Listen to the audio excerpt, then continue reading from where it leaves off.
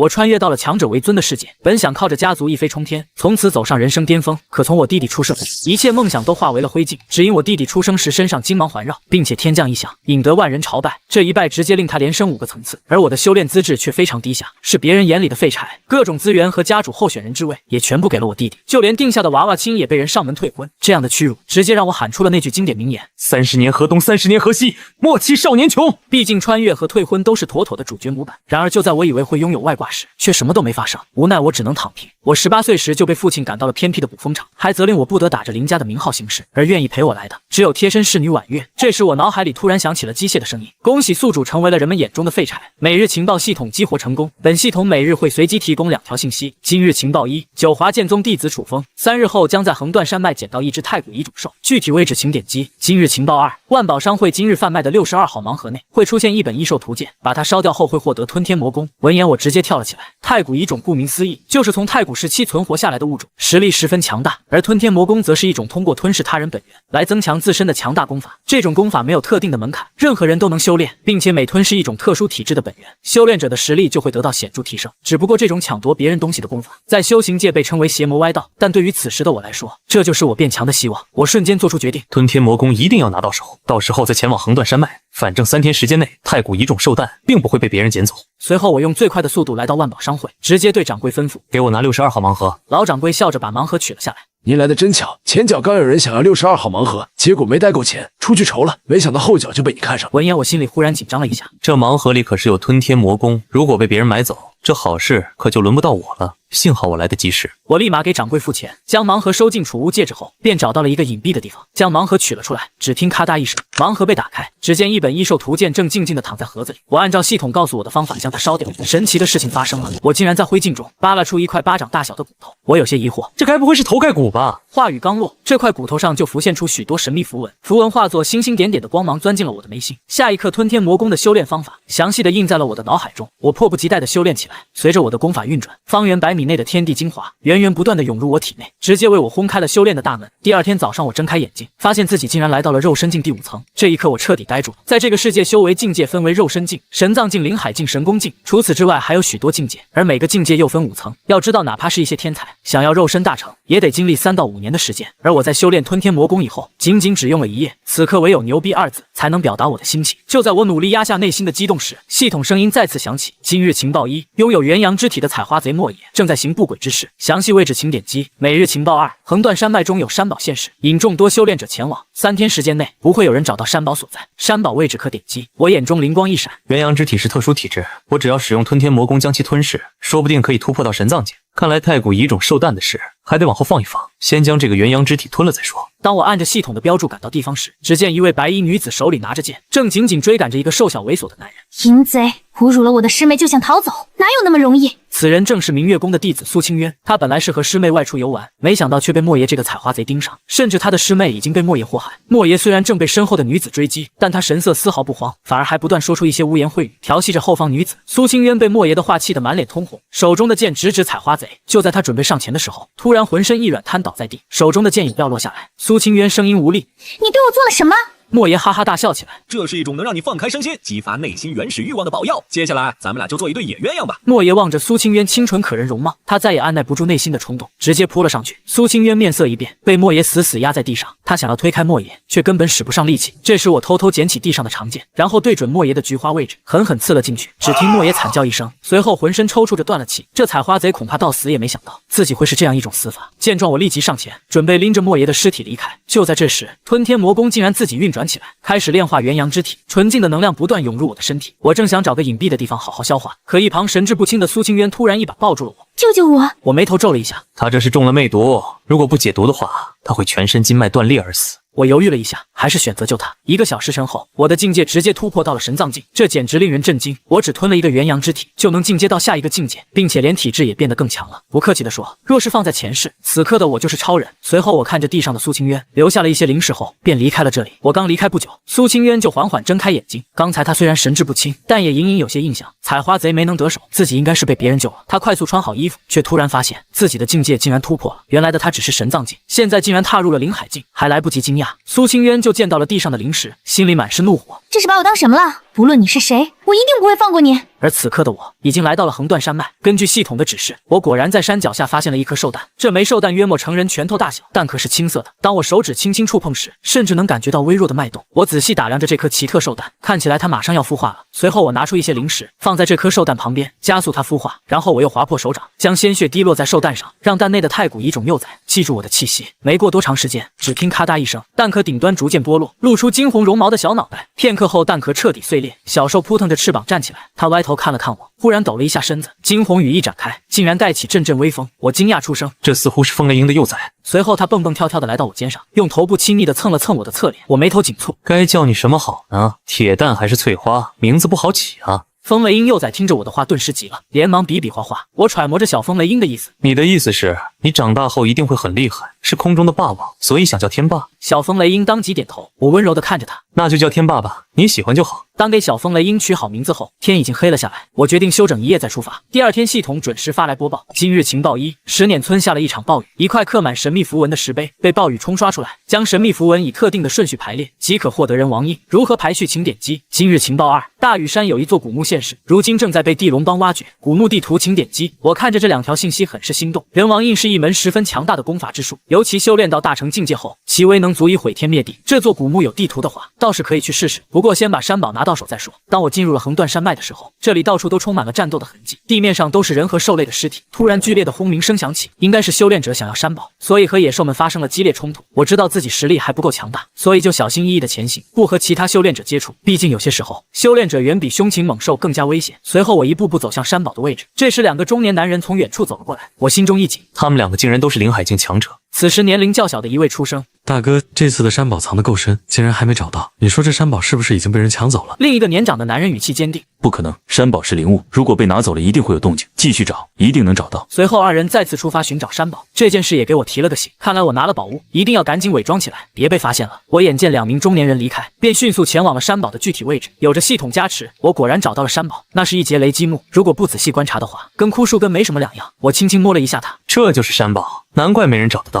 随后我直接开挖，当雷击木被彻底挖出来的时候，一道光柱顿时冲向天空，空中浮现出一条栩栩如生的龙影，瞬间吸引了周围所有来寻宝的修炼者的目光，大家全部向着这个地方赶来。我迅速将山宝收进储物戒指，然后躲在一个隐蔽的地方。如果我此时向横断山脉外面跑去，一定会引起别人的怀疑，所以等到有人过来，我就假装刚刚赶来，混在大部队里，肯定能蒙混过关。这里已经聚集了大量修炼者，刚才路过的兄弟也在这里。二人后悔的直拍大腿。这时一名面容阴鸷的中年人站了出来，我心中忌惮不已。这个男人身上散发着神功境的强大气息，有不少修炼者立马认出了中年人，正是江湖上赫赫有名的散修楚煞岩。楚煞岩冷冷的出声：大家安静，我先问大家一个问题，刚才山宝出事后，大家有没有看到谁向横断山脉外走去？闻言众人都纷纷摇头表示没有。楚煞岩凌厉的目光环视四周，也就是说获得山宝的人还在我们这里，谁拿了山宝，现在最好赶紧交出来，如果没人承认，被我查出来了，别怪我不客气。一刻钟过后，依旧没人站出来承认。我站在不起眼的角落，静静望着眼前一幕。谁都不是傻子，不论是谁获得了山宝，都不会傻乎乎的交出来。楚煞岩脸色直接黑了。那么现在大家都把储物戒指拿出来，我要挨个检查。话毕，他突然向周围打了一个眼色，另一名神功境瞬间爆发出强大威势，镇压住了在场所有的修炼者。楚煞岩这个举动直接犯了众怒，谁也没有想到，两名神功境强者已经在暗中联手。我眉头深深皱起，此刻绝对不能坐以待毙。我悄悄运转吞天魔功，随后大喊出声：大家别信他，他要洗劫我们身上的宝贝，快逃啊！一众修炼者顿时分散逃走。见状，楚煞岩直接和自己的盟友对众多修炼者开始下杀手。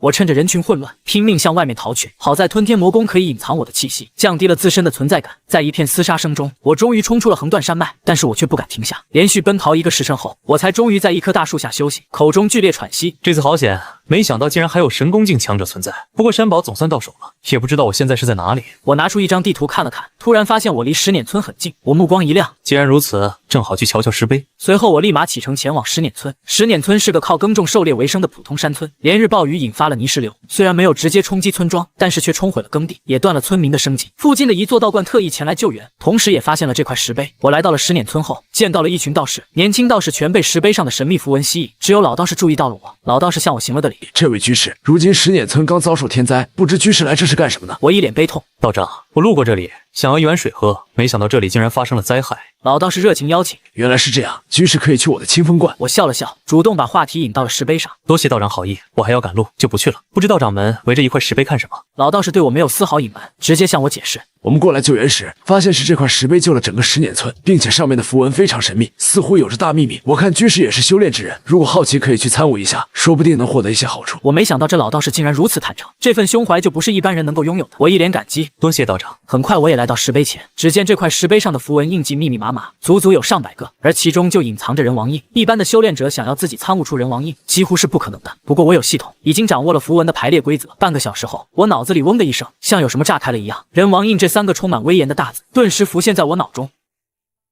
同时，我也知道了这块石碑的来历。几千年前，人王的仇家实在太多，为了避免自己死后后代会被清算，人王直接斩断了与后代的一切因果。从此，原本辉煌的人王一族开始逐渐衰弱。最重要的是，人王印只有人王的后代才能领悟。我心中不禁感叹，原来这个10年村竟然是人王的后代。人王前辈，既然我得了您的传承，就一定不会亏待您的后人。于是我直接找到了10年村的村长，并让他将所有村民都集合起来。我没有废话，直接宣布：如今10年村受灾，我表示非常悲痛，但生活还要继续，希望大家能够重新振作起来。我身上有些金银和零食，接下来会下发到每一位村民手中，请大家排好队来领取。虽然这些财物的价值远远比不上人王印，但却是我能拿出来的全部。村民们原本死寂的眼中顿时出现了希望的光芒，全部下跪向我道谢，有些人更是激动地哭了起来。老道士也行礼表示感谢，我连忙扶起他们。大家快起来，不用这样。接下来我和村民交谈一段时间后，便离开了10年村。当我返回古风城时，天色已经黑了下来。我刚取出雷击木，想要好好研究一下，没想到雷击木竟然直接扎根到了地下，主根更是不断向地下延伸，而雷击木上的绿芽也以肉眼可见的速度生长，最后变成了1节半米左右的柳条。我震惊地看着眼前这神奇的一幕。这时婉月见我回来，脸上顿时浮现惊喜，可当她目光落在焦黑的木头上时，疑惑地皱了皱眉。公子，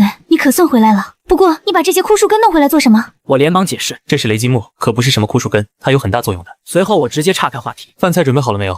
婉月果然被转移了注意力。准备好了，公子来吃吧。晚饭时，婉月双手托腮，一双卡姿兰大眼睛紧紧盯着我，看得我有些不自在。我放下碗筷，婉月，我脸上有花吗？婉月语气温柔，感觉公子回来以后就和以前不一样了。我赶紧打马虎眼糊弄过去，能有什么不一样？快吃饭吧。毕竟现在我还没法解释我为什么能修炼了，这件事有关系统，我谁也不会说。婉月点了点头，没再追问，毕竟每个人都有秘密。吃完晚饭后，我又研究了一下这节雷击木，可依旧没有什么结果，于是我只好返回房间修炼。然而我不知道的是，雷击木上酿出的那条柳枝竟然散发出一股柔和的光，逐渐笼罩了我的小院。同时我带回来的风雷鹰在雷击木旁边做了一个小窝，它那双灵动的小眼睛充满了对雷击木的好奇。一夜时间很快过去，系统的声音在我脑海之中响起：今日情报1，万宝商会下午将补充一批盲盒，36号盲盒中有一张兽皮卷轴，阳光照射后可获得行字秘的修炼方法。今日情报2，拥有10股煞体的9域邪宗少宗主夜煞被他人挑战，明日会路过古风城，位置请点击。闻言我顿时一惊，行字秘是9秘之一，修炼至大成境界将拥有世间最快的速度，而9域邪宗的少宗主正好拥有10股煞体，这简直就是送上门的经验包。我迅速做出了决定，既然36号盲盒下午才会到货，那我就先去大屿山的那个古墓好好捞上一笔，正愁没有钱呢，这不就送上门了。半个时辰后，我就来到了大屿山，刚到我就感觉身后有动静传来，于是我立刻躲到附近的树林。只见2道鬼鬼祟祟的人影从盗洞中钻了出来，其中一个长相干净的人吐槽：妈的，这个古墓建得跟迷宫一样，来了这么长时间都没能找到主墓室。另一个灰头土脸的人应和：是啊，里面有大量机关陷阱，咱们已经少了很多人了，不知道该不该继续挖掘。这时一道满是欣喜的声音在盗洞里面响起：帮主找到通往主墓室的正确通道了。闻言，地龙帮主刘彪顿时一惊，快速下了盗洞。见状，我也立马行动起来，因为手里掌握着古墓地图，所以我并没有从挖出来的盗洞进，而是来到一处山涧小溪，直接跳进了水里。这条小溪中就有一条通往古墓的通道，很快我就进入了主墓室。主墓室内，一口石棺被4条锁链悬在空中，并且在石棺的表面还刻满了镇压符文，就连主墓室的周围也挂满了密密麻麻的黄纸符箓。我看着眼前夸张的景象，突然有些惴惴不安。这应该不会诈尸吧？最重要的是，主墓室内除了这些镇压邪祟的符箓，就再也没有其他东西。我眉头一皱，看向石棺，既然来都来了，总不能空手而归，只希望不会诈尸吧。随后我直接跳上了石棺，并强行打开，一股扑鼻的香气从石棺之中涌出，我内心顿时紧张起来。正常来讲，石棺里应该是一股腐烂的味道，可现在我却闻到了香气，这实在是不正常。只见石棺内部，一具红袍女尸正静静地躺着，她眉眼精致如画，能想象出她生前是怎样的美貌。最令人心惊的是，她头顶还贴着一张镇尸符。我紧张地咽了咽口水，靠，这肯定是大鬼！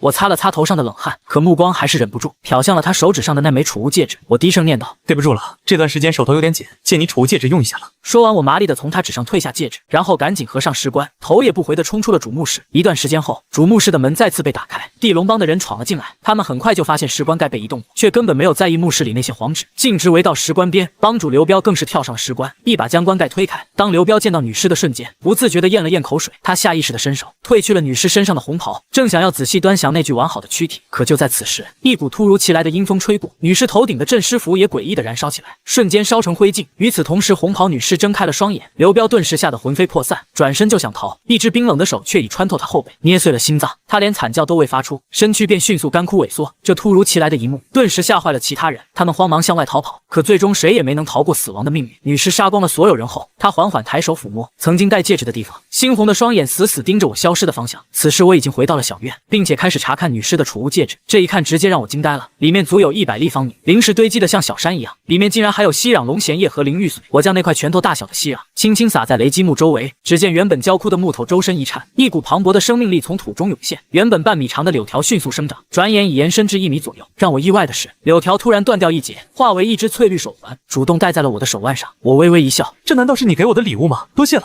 随后我取出龙涎叶，小心喂给蜷在一旁的风雷鹰。这灵液对兽类滋养极大，当风雷鹰喝完所有龙涎叶后，就像喝醉了酒一样，在地上呼呼大睡起来，身体以肉眼可见的速度生长，羽毛也散发出铁色光泽。最后我直接喝下灵玉髓，温润又汹涌的灵力在体内化开。随后我运转吞天魔功，引导着这股力量贯穿4肢百骸。寻常修士吸收灵力难免浪费，但吞天魔功却将其尽数炼化。我的修为水到渠成的突破灵海境一层，直到此时我才真正推开了修炼之门。而瓶中的灵玉髓不过只消耗了一小部分。这时婉月从房间走出，喊我吃饭。她隐约看见我身上的变化，不知道联想到了什么，眼泪止不住的掉。我望着眼眶泛红的婉月，阿月，你怎么哭了？婉月哽咽着出声，我只是为公子高兴。阿月期待公子有一天能证明自己，让人们知道公子才不是什么废柴。闻言，我立马将婉月搂入怀中安慰，总会有那么一天的。毕竟我和婉月是最亲近之人，如果她什么都没有发现才怪呢。但是阿月却并未询问我什么，只希望我变得更好，这让我非常感动。我吃过午饭以后便去了万宝商会，此时老掌柜和一些伙计正把一个个盲盒摆在身后的货架上，我立马来到货柜前，要36号盲盒。掌柜微微一笑，好嘞，稍等。这时，一道双目赤红的身影直接闯进了万宝商会。此人正是赵虎，也是上次老板口中去筹钱的人。赵虎声音粗犷：“老掌柜，今天新到了一批盲盒，对不对？10号和36号，还有52号盲盒，我全都要了。”等一下，老掌柜一脸为难：“你来的不巧，其他盲盒都在，但是36号盲盒已经被这位顾客买走了。”话毕，老掌柜就要把36号盲盒递给我，赵虎立刻阻止：“等一下，这盲盒都是我精挑细选的，里面还有我的幸运数字，其中一个肯定会出宝物，所以36号盲盒我必须要拿到。你再换一个别的盲盒。”赵虎瞥了我一眼，伸手就要把盒子拿到自己手里，只不过我的速度更快，一把将盲盒抢了过来。随后我毫不客气地回怼：“这个盲盒我已经花零食买了下来，所以这就是我的东西，谁也别想抢走。”我真的很想骂他一句：“换你大爷！这36号盲盒之中有行字密，其他盲盒里有吗？”但想想还是算了，我可不想把行字密暴露出去。见状，赵虎脸上满是怒气，眼看就要发生冲突。这时老掌柜连忙出来打圆场，赵虎强行压下内心的怒火：“老掌柜，我就给你万宝商会这个面子。”对于赵虎来说，万宝商会绝对是他惹不起的存在。如今老掌柜既然出来说和，他自然要借坡下驴，而我只是冷冷地看了赵虎一眼，便直接离开了。以我如今的实力，根本就没把赵虎放在眼里。我离开万宝商会后，直接向家赶去，希望能快点修炼行字秘。突然，我闻到了一股熟悉的清香，下一刻时间仿佛都静止了，就连扬起的尘土都悬在半空。我瞬间呆愣在地，因为一位红袍的女子站在我面前，正是古墓石棺中的女尸。一股凉意直窜天灵盖，草诈尸了！一只冰冷的手无声无息地搭上我的肩，死亡的触感清晰的让我头皮发麻。就在此时，我手腕上的柳条手环却泛起了莹莹绿光，下一秒时间再次流动起来，喧嚣的人声和车马声瞬间涌回耳中。我猛地回神，红袍女子已经消失得无影无踪。我站在人来人往的街道上，不断搜寻着红袍女子的身影，可根本找不到。我面露一色，这是错觉还是真的？难道我真被那个女尸盯上了？我压下心头不安，步履略显沉重的往小院走去，却没注意到，在一条偏僻的巷子，红袍女子看着我离去的背影，眉头紧紧地皱起来。刚才触摸我肩膀的手，像是被狠狠焚烧过一样，直接化为了焦炭。女尸的眼睛死死锁住我远去的背影，片刻后，她身形一晃，像鬼魅一样悄悄尾随我，直到看见我推开院门，走进那座被淡淡光晕笼罩的小院时，她脸上骤然浮起一抹难以掩饰的惶恐。女尸猛地后退2步，转身没入巷子阴影，消失的比来时更快。回到小院后，我就迫不及待取出了兽皮纸，并将其照射在阳光下，光线透过皮面，渐渐浮现出一行行流动的暗金色符文，正是行字秘的修炼法诀。我将符文脉络牢牢记住，随后闭目凝神，开始修炼起行字秘。据说行字秘修炼到大成境界，甚至可以追赶时间长河。有了行字秘，往后无论是追击强敌，还是险境脱身，都多了份底气。第二天，系统机械的声音再次响起：今日情报1，气运之子云晨明日将会来到捕风城，并在一个摊位上淘到价值10万灵石的古玉。摊位具体位置请点击。今日情报2，神偷白小贼最近偷到一张灵犀秘境的传送符，白小贼的位置请点击。听见这2个消息，我脸上顿时露出笑容。云晨身为气运之子，看上的玉肯定不一般。如果一直跟着他的话，岂不是可以不断薅羊毛？而灵犀秘境更是传说中的存在，里面有着大量机缘，一直都被几个强大势力所把控。这些势力的天才们大多都拥有特殊体质，对我来说正是好机会，所以这张传送符我一定要得到。但是现在我还有更重要的事情去办，那就是九域邪宗少宗主的尸骨煞体。很快我便在街道上看到了一老一少2道身影，年轻的就是九域邪宗少宗主叶煞，看起来岁数大的是叶煞的守护者莫老。我刚想上前，就发现2人不知道为什么突然快步向城外走去。我眉头皱了皱，压下立刻动手的念头。凭我灵海境1层的实力，对付叶煞很容易，但是对上他身边这位守护者就有些不够看了。所以我想要对叶煞动手，就必须得将2人分开才行。我没有犹豫，悄悄跟了上去，一路出了城门，越走越偏。正当我集中注意力等待出手时，前方的莫老身形一顿，像是感应到了什么，竟然头也不回地朝着另一个方向跑去。见状，叶煞的脸瞬间惨白，也惊慌失措地开始逃跑。我完全不明白这2人究竟是什么情况，难道有仇敌正准备对他们动手？不过莫老离开，倒是给了我击杀叶煞的机会。我立刻使用行自命，身形一晃就追了上去。叶煞察觉到身后的动静，瞬间反应过来，我要对他不利。叶煞眼中闪过杀机，嚣张的大喊：“我可是九域邪宗的少宗主，你是什么东西也敢袭击我？简直是找死！”话毕，叶煞拔出一柄红色的战刀，直接向我斩来，血煞之气瞬间吞噬了大地。见状，我冷冷地哼了一声，双手快速施展人王印，一道金色掌印从天而降，在人王掌印下，血煞之力简直不堪一击。叶煞直接被掌印拍飞，狠狠撞击在地上，口中鲜血狂喷，身上的骨头不知断了多少。叶煞挣扎着抬起头：“你究竟是谁？”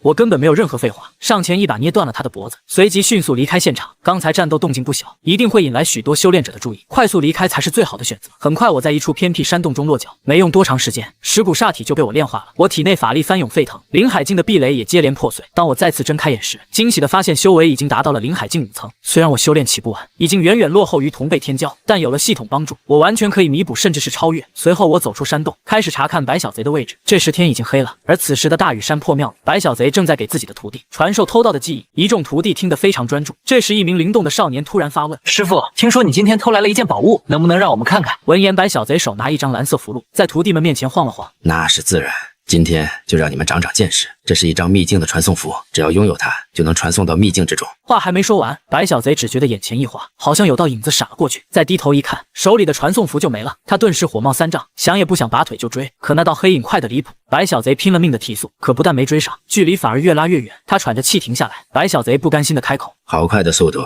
但是想要从我神偷手里抢东西，绝不可能。”他猛吸一口气，身形嗖的飙了出去，快得像一道闪电。结果还是连对方的影子都没够着，眼睁睁看着黑影彻底消失。白小贼简直怀疑人生，他堂堂神偷，居然在速度上被人甩这么远。白小贼搓着牙花子，恶狠狠出声：“别让本神偷抓住你，不然一定要你好看。”然而当白小贼返回破庙时，却看见小徒弟们围着一堆灵石大呼小叫。白小贼面色严肃：“这些灵石哪里来的？”灵动少年凑过来回话：“师傅您回来了，就刚才您追出去之后，桌上突然多了个储物袋，里面整整3000灵石，还留了张纸条。”他说着就把纸条递过来，白小贼接过来一看，上面写着一行字：“灵犀秘境传送符我拿走了，这些灵石算是给你的补偿。”白小贼看完心情非常复杂，这是已经料到我追不上吗？算了，传送符没就没了吧，这波也不算太亏。而此时我已经揣着灵犀秘境传送符返回了自己小院，有了传送符，接下来只要等灵犀秘境开启就行。一夜时间很快过去，今日情报1：虚界于今日午时降临，心中默念虚界即可进行登录。虚界详细信息请点击。今日情报2：108000里外的大荒之中，一株圣药黄血草成熟，3日后就会被人采走，具体位置请点击。我眉毛一挑，直接点开了虚界的详细信息，越看我越惊讶，这虚界就相当于是虚拟网络，进入虚界的修炼者可以进行交易和修炼，具体怎么操作还得亲自去体验。而这第2条消息瞬间让我无语了，那株圣药离我108000里，别说3天，哪怕30天我也赶不过去啊！随后我眼中顿时一亮，既然我得不到，完全可以通过虚界将这个消息高价卖出去。打定主意后，我决定今天午时进入虚界，而现在我要抢在气运之子云晨的前面，先将价值10万灵石的古玉拿到手才行。我第一时间就来到了摊位所在的地方，一个满脸胡子的摊主正在摆弄货物，我一眼就发现了那块古玉，强压下内心的激动。老板，这块玉石怎么卖？大胡子摊贩上下打量了我一眼，500灵石，你就拿走。我顿时露出吃惊的表情，直接砍价。你咋不去抢呢？这地方有真东西吗？就5块灵石？大胡子摊贩脸色变得飞快，成交，今天我就当开个账，灵石拿来。我微微一愣，右手在头上挠了一下，抢气运之子机缘，似乎有点太顺利了。但我也没再多想，直接付了零食。大胡子摊贩收下零食，把古玉递给了我，脸上露出满意的表情。我的心里同样乐开了花，完全没有想到这块价值10万零食的古玉就这么轻易到手了。随后我转身离开摊位，就在这时，一名青年正好和我擦肩而过，正是气运之子云晨。云晨来到大胡子摊贩前仔细寻找，却并未发现古玉的踪影。他连忙讯问大胡子摊贩，却发现古玉已经被人买走了。云晨面色顿时一变，他来到古风城就是为了养魂古玉，来运养师尊日渐衰弱的残魂，没想到竟被人捷足先登。云晨不甘心地掏出20块零食，追问大胡子摊贩：“老板，买走古玉的人长什么样？你还记得吗？”大胡子摊贩大概描述了一下我的容貌。接下来，云晨在古风城转悠一圈，却还是什么也没找到，心中十分恼火。就在此时，云晨手指上的戒指突然发出微弱荧光，一道悦耳动听的御姐音在他脑海之中响起。此人正是云晨的师尊沈星兰。云晨，别生气，养魂古玉没了就算了，师尊我还能坚持一段时间，不久后灵犀秘境就会开启，到时候还有机会，而且里面有大量机缘在等你。但是现在我们应该赶紧离开这座被鬼气笼罩的城池，不然你随时都会有危险。云晨低头回应：“是，师尊。”随后迅速离开了古风城。我回到家后就开始研究起这块古玉，很快我就在古籍上找到，这是一块养魂古玉，可以运养神魂。我心中顿时一惊，这简直是意外之喜，怪不得系统判定它价值10万零食。这时一道高深莫测的声音在我脑海之中突然炸响：“虚界降临，欢迎各位修炼者进行登录。”我立刻将100块零食放在身边，内心默念一声：“登录虚界。”当我再次睁开眼睛时，就出现在一个宽阔的广场。没过多长时间，广场上就出现了密密麻麻的修炼者，他们每个人都身披黑袍，脸上也仿佛打上了马赛克。我咧嘴一笑，这个设定不错，只要我不愿意，没人能探查我的真实身份。很快，一些机灵的修炼者抓住了商机，直接原地摆起了摊，一时间叫卖声不断，广场变得非常热闹。我清了清嗓子大喊：“这里有圣药黄血草的消息，2日内有效，只需要1万块零食。”话语落下，周边顿时安静了，众多摊贩和修炼者都震惊地看向我。一名修炼者着急追问：“圣药可是传说中的东西，可遇不可求。”我一脸平静：“想知道啊，1万块零食，并且这个消息我只保2日内有效。”那名修炼者立刻砍价：“1万块零食太贵了，又不是真正的黄血草，只是一个消息而已。”周围的人也纷纷附和，我直接被气笑了。就因为是黄血草的消息才卖这个价，要是真正的圣药，100万零食你都不一定能拿得下来。我口中呵斥出声：“都闭嘴！1万块零食不讲价，想要就给钱，不想要就滚蛋！”闻言，周围众人虽然大怒，却也无可奈何。这里是虚界，一切都是虚拟的，他们连我的体型都看不清，更别提查我身份了。就在这时，一位黑袍人来到我面前：“你手中黄血草的消息是真的吗？如果是，那我买了，而且现在就可以把1万块零食给你。”我信誓旦旦的保证：“当然是真的。”黑袍人似乎怕我骗他，又威胁了一句：“如果是假的，哪怕是天涯海角，我也绝不会放过你。”随后，黑袍人把零食交给了我，我也把黄血草的消息都告知了黑袍人。下一刻，黑袍人的身影逐渐虚幻，看起来是离开虚界了。接下来我就该去虚界最神秘的区域了。很快我就来到了大梦万古区，这是虚界最特殊的地方，简单说就是能让修炼者自由做梦，尤其是做修炼梦。这里现实和梦中的时间流速大约是1比12。更神奇的是，大梦万古区域存在着4层梦境，前3层每一层的时间流速都是上1层的12倍，只有第4层梦境特殊，据说没有人去过。因为梦境层数的效果有高低，所以要花费的灵石也是依次递增。我不禁感叹一声，看样子必须得多搞灵石才行，这样以后白天寻找机缘，夜晚在睡梦中进行修炼，简直完美。随后我进入第1层梦境修行，这一次我主修行自秘，加强自身速度。不久之后，系统发出播报：今日情报1，灵犀秘境将会在明日正式开启，气运之子云晨将在灵犀秘境获得凤血，凤血位置请点击。今日情报2，修炼者楚煞炎杀人夺宝，获得月华琉璃果，如今身受重伤，正在一处隐秘之地紧急疗伤，楚煞炎位置请点击。我看着第1条情报，心中无限感慨，不愧是气运之子，就连凤血都能获得。不过既然我已经知道了这个消息，那这凤血就是我的了。而情报2的楚煞炎，我可记得清清楚楚，当初在横断山脉，他仗着自己修为高嚣张跋扈，想要检查所有修炼者的储物戒指，要不是我凭着吞天魔功制造混乱，趁机开溜，别说山宝了，小命恐怕都得交代了。如今他重伤在逃，那就别怪我不客气了。随后我点击了一下楚煞炎的位置，直接找了过去，一来是报仇，二来他手里的月华琉璃果正是我急需的宝物，若能将之炼化，说不定自己就能踏入神宫境了。而此刻的楚煞炎正被巨鲸帮的人追杀，他身负重伤，根本无力对抗，只好躲在一处隐蔽洞穴中疗伤。良久，楚煞炎伤势才稍稍缓和。楚煞炎咬牙切齿的出声：“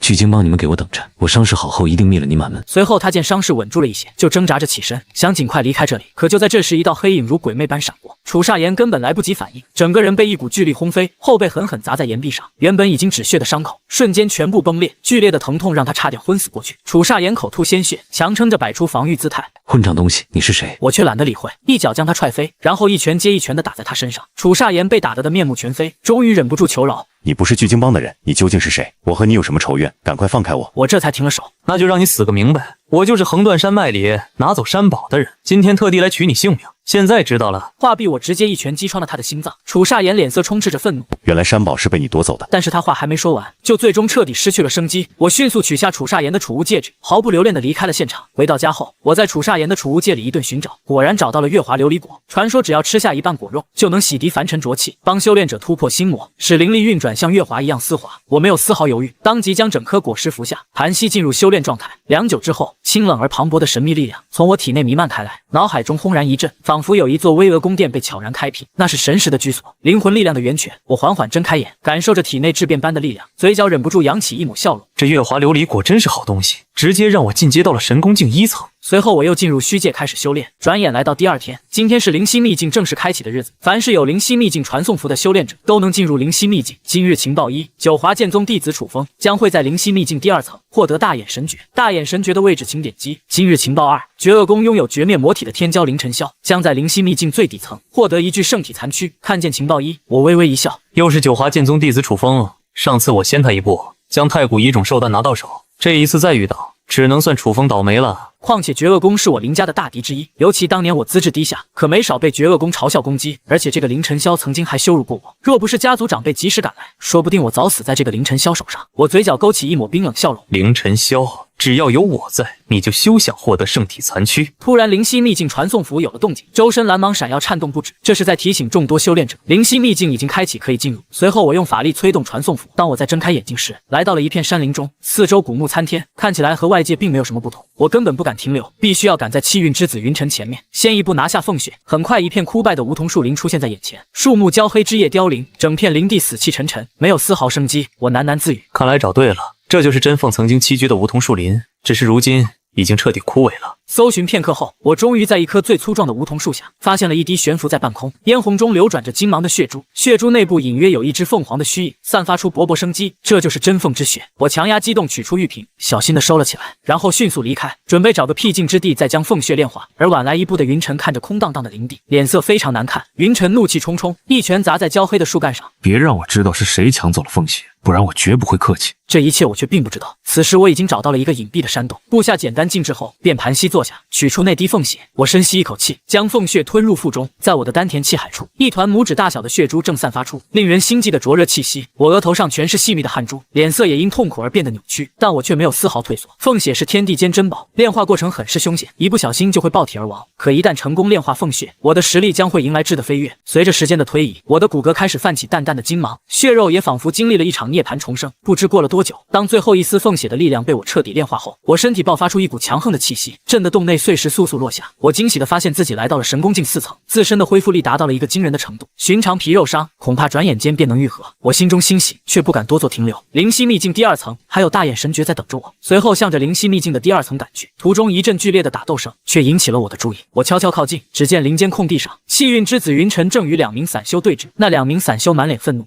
这朵凝魂莲是我们2人先找到的，如今你却要强行夺取，也太不讲道理了吧！云晨周身雷光隐隐，气势凌人。我就是道理，别说凝魂莲现在就在那，谁都能拿走，哪怕是在你们手里，只要我想要，你们就得乖乖交出来。如果你们不想死，现在立刻滚蛋！2名修炼者神色难看，实力差距让他们敢怒不敢言，正准备憋屈退走，其中一人眼神余光忽然瞥见什么，猛地指向云晨身后，大声喊着：“快看，有人正在采取凝魂莲！”云晨当即冷笑一声：“你们想骗我往后看，然后你们再偷袭我是吗？没想到你们连这种小把戏都用出来了。”真当我是黄毛小子吗？这时云晨师尊沈星兰的声音响起：“云晨，真有人在采取凝魂莲。”云晨脸色一变，迅速扭头向后看去，却只见到了一个背影，而凝魂莲也已经消失不见。这一刻，云晨直接破防了，气得浑身发抖。养魂古玉没能到手，凤血也被人截胡，现在就连凝魂莲都要被人给抢走了。云晨内心怒火蹭蹭直窜，混账东西，想在我云晨面前夺走凝魂莲，简直是痴心妄想。话毕，云晨周身雷光闪耀，连忙追向我。见状，我口中冷哼一声，全力施展行自秘。没用多长时间，就已经脱离了云晨的视线。身后远远传来一声充满不甘的咆哮。我笑着收起凝魂莲，速度丝毫不减。云晨，你速度太慢了。随后，我直接通往秘境第2层的入口，留下原地的云晨面色苍白，俨然一副深受打击的模样。师尊，我追丢了。在速度方面，我竟然赶不上他，甚至连对方是谁都不知道。沈星兰声音无奈，云晨，你别气馁，这次只能认栽了。如果我没看错，他施展的是9秘之一的醒字秘，并且他身上还有未炼化干净的凤血气息，应该就是他夺取了凤血。云晨更加委屈，他本想着师尊会安慰自己几句，没想到师尊却让他认栽。云晨面色阴沉到极点，牙齿更是咬得咯嘣响。难怪我的雷动9霄都追不上他，可恶啊！他在心里暗暗发誓，一定要将这个多次夺取他机缘的家伙弄死。我在甩掉云尘后，立刻来到了灵犀秘境第2层，那里不再是山林，而是像迷宫一样的幽暗地下洞窟。根据情报指示，我径直朝大眼神诀的位置走去。与此同时的楚风手里攥着那张标记模糊的兽皮卷轴，楚风一边焦躁地对照路线，一边在错综复杂的洞窟里摸索前行。可他却不知道，我根本不需要这份地图，直接掌握着大眼神诀的精确位置，所以我先楚风一步来到了目的地。只见洞穴中央盘膝坐着一具白骨，如果我没有猜错的话，这应该就是大眼真君的尸骨。想当初灵犀秘境还是一个完整的世界，大眼真君也是一位顶级的强者，没想到却死在了这里。我对着大眼真君的尸骨拜了拜，大眼真君，晚辈有礼了。随后我目光落向他骨掌中握着的一枚温润玉简，上面记载的正是大眼神诀。我拿起玉简直接离开，只不过正好和楚风撞上。楚风见到我的瞬间，眉头顿时紧锁。咱们见过吗？我连忙摆手，没见过，不认识。话语落下，我径直与他错身而过。如今大眼神诀已经到手，我可不想发生什么没必要的冲突啊！楚风盯着我迅速远去的背影，心头莫名涌起一阵强烈的不安。他快步冲进洞穴，找遍了整个地方，却一无所获。楚风的神色非常难看。可恶，难道大眼神诀被刚才那个人拿走了？楚风脑中灵光一闪，猛地记起，我想起来了，当初我在横断山脉遇到过他，他从我身边经过时，肩膀上就有那只我正寻找的太古遗种鸟兽，现在连大眼神诀也被抢走，难道他与我八字相克吗？这时我已经来到了灵犀秘境最底层，寻找那具至关重要的圣体残躯。只见四周岩壁上镶嵌着幽蓝的发光矿石，将这片空间映照得像鬼域一样。而在这片死寂之地的中央，停放着一具庞大的残躯，他半截身躯嵌在金石台座上，周围的地面刻满了古老的符文。我刚要上前，前方却出现了一名身穿黑袍、面容阴鸷的青年，此人正是绝恶宫凌晨霄。凌晨霄正得意地打量着圣体残躯，这就是林家心心念念的东西，果然不一般。虽然已经死去多年，但是肉身却没有腐烂，只是现在属于我绝恶宫了。闻言，我眼神一冷，绝恶宫与我们林家是世仇，只要是我们想要的东西，他们肯定会阻拦。更何况家族一直希望找到这具圣体残躯，来帮助我拥有荒古圣体的弟弟提升实力。凌晨霄既然找到，就绝对不会放手。就在凌晨霄准备收起圣体残躯时，我身形骤然消失，下一刻就闪现到他身边，一拳狠狠地打在他脸上。凌晨霄整张脸瞬间扭曲变形，满口牙齿混着血沫喷出，整个人像破布袋一样飞出去，重重撞击在石壁上。凌晨霄从碎石中挣扎起身，胸腔剧烈起伏。混账东西，竟敢偷袭我，找死！话音未落，凌晨霄就开始施展他的特殊体质绝灭魔体。只见他周身魔气暴涌，暗紫色光焰瞬间向我袭来。我大喊一声：“人王印！”金色掌印伴随着巍峨虚影在空中出现，带着恐怖威势向着凌晨霄砸去。凌晨霄再次被拍进了石壁深处，口中鲜血狂喷。这时凌晨霄终于看清了我的脸，瞳孔骤缩，失声惊叫：“你是林月！”我身形一闪，瞬间来到他身边，一把捏住凌晨霄的脖子，将他从石坑中拎了起来。我语气平淡：“凌晨霄，好久不见。”话落，我直接运转吞天魔功，吞噬绝灭魔体。凌晨霄只感觉到他的本源力量正在被抽离。凌晨霄震惊的大喊：“你这是什么功法？为什么能吞噬我的魔力？快住手！”我冷漠地看着他逐渐灰败的脸，手却没有停下来。凌晨霄此刻彻底慌了：“林哥，我知道错了，饶了我，我发誓以后绝不找你麻烦。”闻言，我冷冷地笑了笑：“你不是错了，是知道自己该死了吧？”接下来一阵惨叫声在洞中响起。最终绝灭魔体被我彻底炼化，我的实力也获得大幅提升，来到了神功境5层。随后我收起圣体残躯，转身离开了灵犀秘境最底层。突然我感觉到一股明显的排斥感，这是即将离开灵犀秘境的征兆。每位修炼者最多在灵犀秘境待1天，果然没过多长时间，我就被自动排斥出灵犀秘境。当我再回过神时，就回到了自己熟悉的小院。婉月已经将早饭摆在了石桌上，我深吸一口气坐到桌边，心里默念：查看今日情报。今日情报1：古风城是林家的起源之地，拿到失传的钥匙即可获得林家隐秘。今日情报2：一具重伤的荒古圣体已经抵达古风城。听见情报1，我顿时精神一振。古风城是林家的起源之地，这我当然知道，但是我从来不知道这里竟然还隐藏着什么秘密，更别提失传的钥匙了。随后我话语顿了一下，看向情报2：重伤的荒古圣体，难道是我那位资质绝顶的弟弟林晨？如果我没猜错的话，他应该是来古风城看望我的。虽然我和凌晨在家里的地位差距很大，但是我们的关系还挺好的。就在我和婉月准备吃早饭的时候，一道充满磁性的声音突然响起：“大哥，你还真是自在啊！”只见一名男子出现在饭桌前，他身穿月白锦袍，腰间还悬挂着一枚墨色玉佩。婉月惊讶出声：“二公子，你怎么会突然来此？我再去多拿一副碗筷。”凌晨点了点头，表示感谢。我喝了一口稀粥，抬头看向凌晨：“你这个大忙人应该不是专门来看我的吧？有什么事吗？”凌晨一脸淡定：“没事，我就不能来看看大哥。”我非常平静的出声：“你可是咱林家的天之骄子，平日里忙都忙不过来，家里又怎么可能平白无故的就让你来看望我这个无关紧要的人？凌晨听了这话，再也不淡定了，连忙解释着：“大哥，其实家里并没有放弃你，这次我来是给大哥送2样东西。”随后，凌晨将一个玉瓶拿了出来，这是青天化龙液，主要材料是我在秘境中找到的至宝，然后家里又提供了一些草药，最后才炼制成的。它能让修炼者提升资质，或许可以帮你正式踏上修炼之路。我一脸认真地看着凌晨：“你身上的伤，难道是为了找主材料而受的？”凌晨瞬间愣住了，他完全没想到我竟然看出他受伤了。凌晨语气轻松：“一点小伤，没事。”我没有说话，只是眼睛直勾勾地盯着凌晨。凌晨心虚地拿出一块玉佩，赶紧转移话题：“对了，大哥，这玉佩是我在先祖试炼中得到的。听说咱们林家在古风城似乎有什么秘密，而这块玉佩就是钥匙，所以父亲特意让我带给你，看看你能不能发现什么。”我望着凌晨手中的玉佩，心脏砰砰直跳。难道它就是失传的钥匙？我没有客气，直接收下了青天化龙液和玉佩。随后我们兄弟2人就开始闲谈起来。半个时辰后，凌晨才有些不舍得离去。刚走没几步，我忽然叫住了凌晨：“等一下，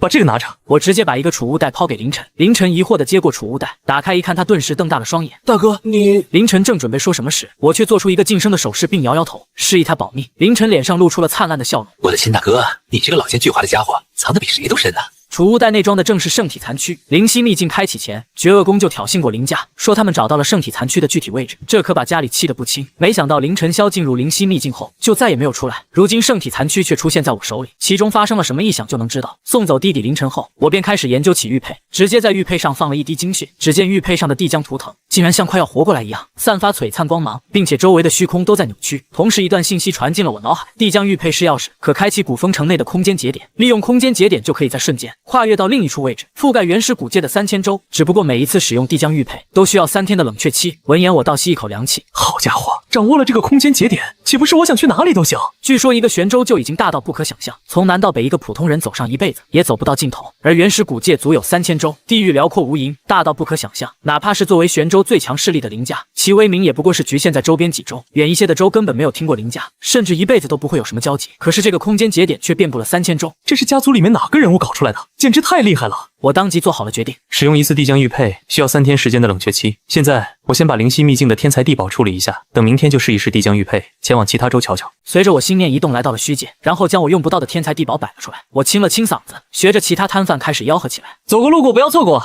养魂古玉、凝魂莲，还有各种天才地宝，大家快来看看！”而在另一边，一名黑袍人此刻内心十分兴奋，他正是气运之子云晨。师尊，这次在灵犀秘境内，虽然错失了凤血和凝魂莲，但也收获了其他天才地宝，一共卖了10万灵石，能为师尊购买养魂宝物了。沈星兰语气平淡：“你有心了，不过这只是开始，接下来你需要在梦境之中苦修几天时间，将师尊教给你的功法融会贯通，再加上天才地宝的相辅，你的实力必会有一个巨大提升。”云晨点了点头：“师尊，这都是我应该做的，接下来的几天时间，我必会好好修炼。”随后，云晨便开始寻找能够养魂的宝物。可就在这时，我的吆喝声传进了云晨的耳中。云晨听着吆喝声，不由直接笑出声：“师尊，咱们运气不错，本以为寻找养魂之物还得费些时间，没想到这就有人在卖了。”可很快他就笑不出来了。随后，云晨快步挤过人群，来到我的摊位前。他不仅见到了养魂古玉，还见到了凝魂莲。这一刻，直接让云晨确定截胡养魂古玉和凝魂莲的人都是我。云晨强压内心怒火，显露出一副和善的态度：“道友，这养魂之物可不多见，你竟然能同时拿到2样，真有能耐！我很佩服道友这种人，非常想要结交一下，不知道友能不能给我这个机会？”我扫了一眼摊位前的黑袍人，毫不客气的出声：“不给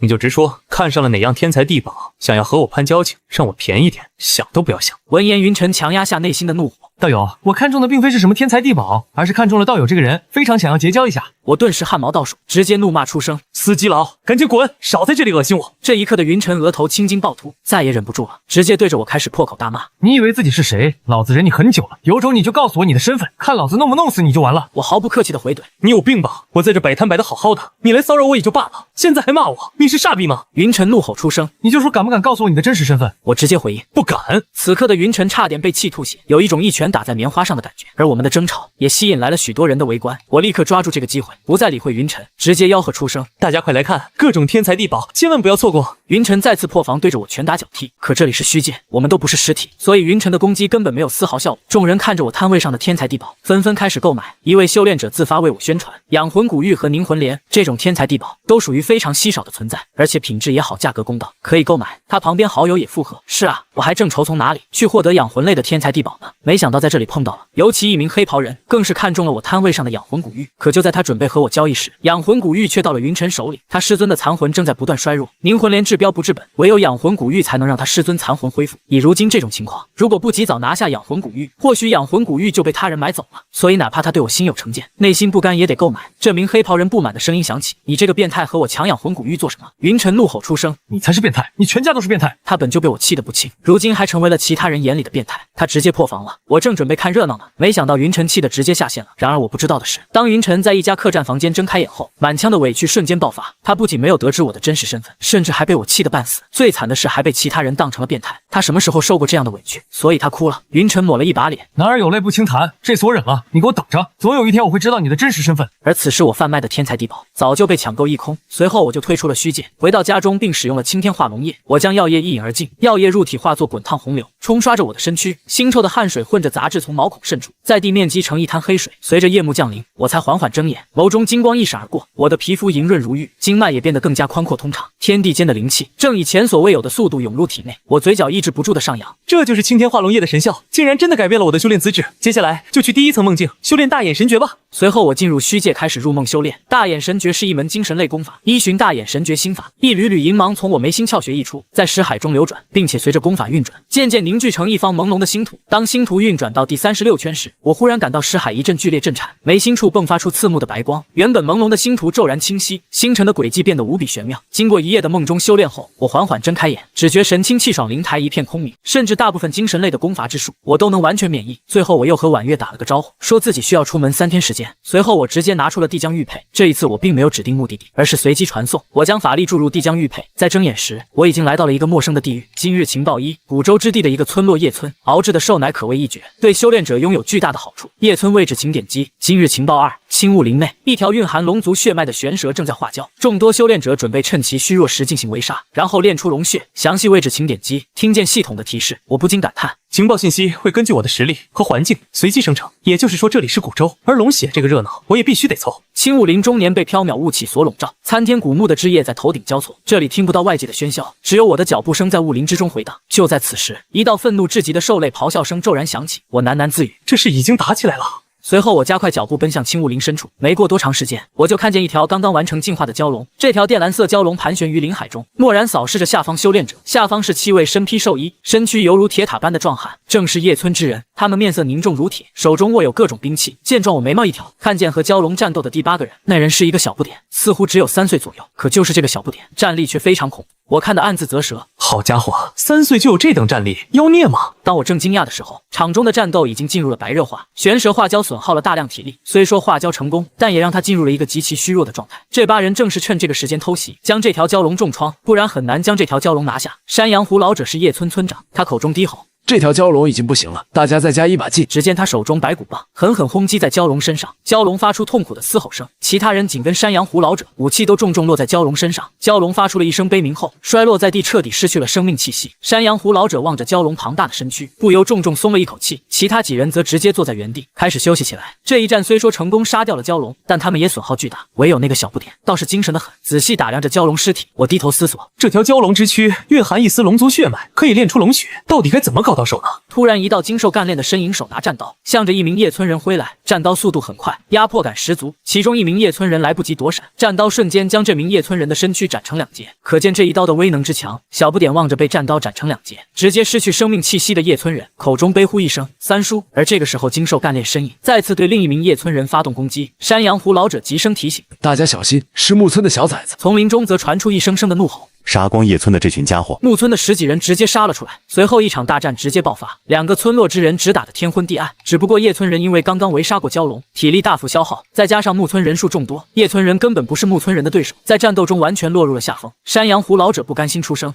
可恶啊！难道费尽力气才猎杀的蛟龙就要拱手让人了吗？”但是以他们现在的状态，根本不是木村之人的对手，再继续战斗下去，他们恐怕都得死在这里。山羊胡老者只能带人撤退。见状，木村之人顿时欢呼出声，每个人脸上都露出了灿烂笑容，不费吹灰之力就获得了一条蛟龙尸体，并且还迎头痛击了敌对村落之人，这对他们来说绝对是一场大胜。木村村长喜笑颜开：“走，把蛟龙拖回咱们木村。一众村民点头应是，可他们刚要去拖蛟龙尸体时，却发现蛟龙尸体早已消失不见。一众木村人迅速展开追查，而趁乱获得蛟龙尸体的我，早就已经快速离开了青雾林，并找了一处偏僻之地，将蛟龙尸体拿了出来。我口中低语一声：“既然这条蛟龙可以炼出龙血，那我用吞天魔功直接将其吞了。”我盘膝而坐，将蛟龙尸体摆在身前，双手结印运转吞天魔功。我体内爆发出一股强大的吸力，只见蛟龙尸体的血肉开始以肉眼可见的速度干瘪下去，一缕缕精纯的能量化作青色气流，源源不断的涌入我体内。我身躯微微颤抖，这条蛟龙的力量霸道无比，剧烈的疼痛让我牙关紧咬。凭借坚韧的意志，我不断炼化着这股恐怖的力量。随着一天一夜时间过去，庞大的蛟龙尸体化为一具空壳。我缓缓睁开双眼，一股远超之前的强大气息冲天而起，境界连续突破，直至真灵境2层。最重要的是，当我全力运转法力时，身体瞬间被一层细密肉灵所覆盖，周身更是金芒璀璨，防御能力激增。今日情报1：剑神山弟子叶孤影，明日将会在一家兵器店获得一柄来历巨大的古剑，这是他登临绝巅的一大助力。古剑位置请点击。今日情报2：下午，风波城盛元商会将举行一场拍卖会，其中一株宝药的价值被严重低估，但实际上它是一株不死药的残根。梁家老祖因为它延寿2000年，实力重返巅峰。我当即表示，来历巨大的古剑必须得截胡，而不死药那可是传说中的存在，比圣药更加珍贵，哪怕是一节残根也非同小可。现在这株不死药的残根被严重低估，价值肯定大打折扣，正好趁这个机会将其拿到手。不过拍卖会下午才会举行，于是我就去了叶村，因为我很想知道这叶村熬煮的兽奶究竟有什么特殊的地方。这里是一个非常古老的村落，村民们都以狩猎为生，所以不论男女老幼全都精壮无比。只不过之前被隔壁木村偷袭的缘故，村里死伤了不少人，整个叶村也都处于备战状态，想要和木村决一死战。我没有直接踏入叶村，而是在这群叶村男人出征后，才偷偷潜入了叶村。空气中奶香浓郁，我就是依据味道寻到了叶村的一间房屋，那里正在熬煮着一锅兽奶，兽奶中还添加着特殊的宝药。见状，我不禁感叹，这兽奶果然非同凡响，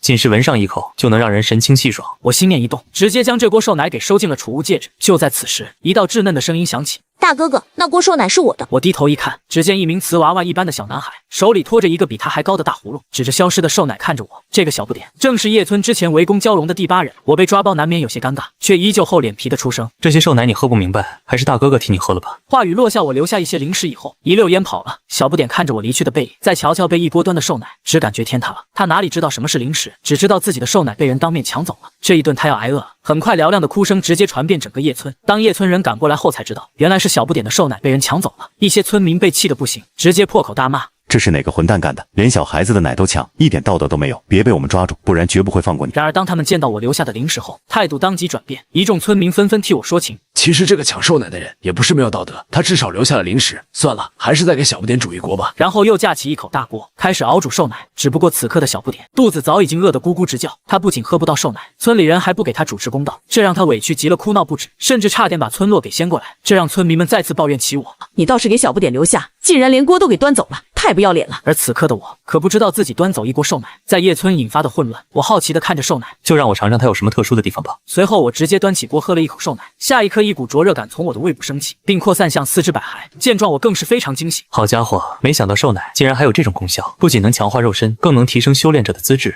难怪那个小不点如此变态。不行，等我参加完拍卖会还得去弄一锅。我怎么也没想到，小小一个村落竟然能熬制出这种效果的兽奶。虽然相较于青天化龙液的效果差了很多，但是青天化龙液实在珍贵，而叶村的兽奶却能一锅锅的熬煮出来。我口中低语一声：“兽奶既然有此功效，如果能得其配方就好了。等参加完拍卖会再去叶村看看情况。”随后我直接前往了盛元商会。每一名参加拍卖会的人都会得到一件可以遮住面容的黑袍，这也是为了保证每一名修炼者的安全。我进入拍卖会大堂，就找了一个角落的位置坐下。很快拍卖会正式开始，首先被拍卖的是裂风掌，属于一流层次，众多修炼者立马争抢起来，我却不为所动。如今我修炼的功法全部都是世间最顶级的，所以对于这种掌法根本看不上。我来拍卖会的目的只有一个，那就是不死药的残根。随着拍卖会不断进行，一件接一件的物品被呈现在众人眼中，我一直没有出手参与竞拍，直到一株宝药被人给端到了拍卖台上。一名年老的拍卖师介绍，此物名为盘龙根，是一株足有数百年的宝药，只需截下一小段根须服下，便能让男人精气充沛一整天，是维持道侣间感情和睦的神器。其拍价3000灵石，每次加价不得少于100灵石。众多修炼者立马加价，短时间内这株盘龙根的价值就飙升到了7000块灵石。而在拍卖会的中间位置，一名身材娇小的女子望着旁边的高大身影，她声音清脆悦耳动听：“大伯，这节盘龙根非同一般，你一定要将其拿下。”梁恒咳嗽了几下：“小溪，大伯我龙精虎猛，根本不需要借助这种药材。”虽然他那方面确实费力，但哪个男人人会承认自己不行，尤其还是在自家侄女面前。所以哪怕他非常垂涎这株盘龙根，也强忍住了将其拿到手的念头，不然自己不行的秘密就会被侄女知道。没想到这个侄女竟然主动让自己拍下盘龙根，这就有些尴尬了。梁希声音严肃：大伯，这株宝药很像盘龙根，但实际上是一节古药的残根，至少存在了数千年。梁恒神色一凝。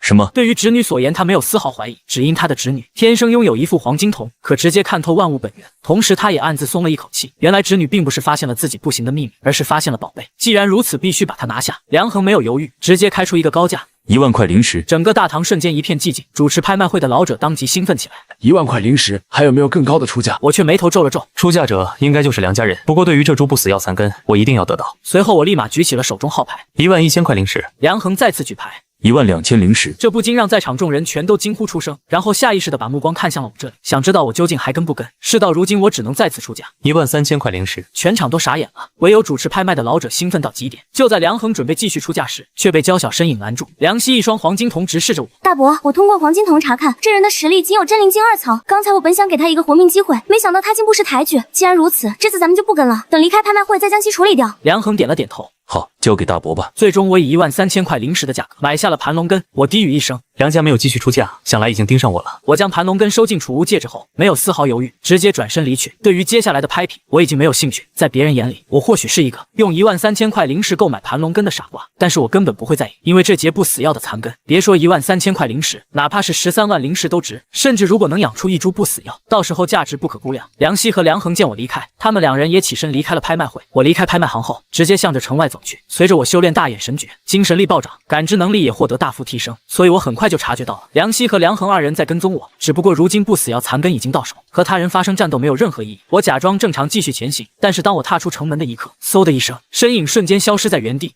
梁希和梁恒加快脚步来到城门，却发现早已失去了我的踪迹。梁希目中尽是不敢置信，消失了。梁恒神色间也充满了吃惊，没有想到他竟然拥有这么快的速度。梁希话语间更是杀机弥漫。大伯，那株古药残根不一般，咱们必须要夺回来。梁恒低头思考了片刻。小希，之前你用黄金瞳看清了那人的面容吗？梁希语气里满是骄傲。盛元拍卖会的黑袍能隔绝他人探查，但休想隔绝我的黄金瞳。那人长什么样，我看得清清楚楚。梁恒目中寒芒四射。就好，我马上通知家族下发江湖追杀令。这人即便速度再快，也休想逃出咱们梁家的手掌心。没用多长时间，梁家对我的通缉就彻底展开，大量修炼者开始搜寻我的踪迹，而我也成为了福陵郡的名人。甩掉梁希和梁恒以后，我再一次来到了叶村。此刻的叶村哭声接连不断，放眼望去都是被白布盖住的尸体。叶村和木村的战斗非常惨烈，双方全都伤亡惨重。我喃喃自语，如今叶村全都沉浸在悲痛中，这下能和村长好好谈一谈了。很快叶村的人就包围了我，他们目光中充满了警惕。一名体魄魁梧高大的中年人直接来到我面前。你是什么人？来我叶村做什么？巨大的压迫感更是如山岳般笼罩住了我。我无视这股压迫感，直接表明来意。我是来给你们叶村送零食的，不过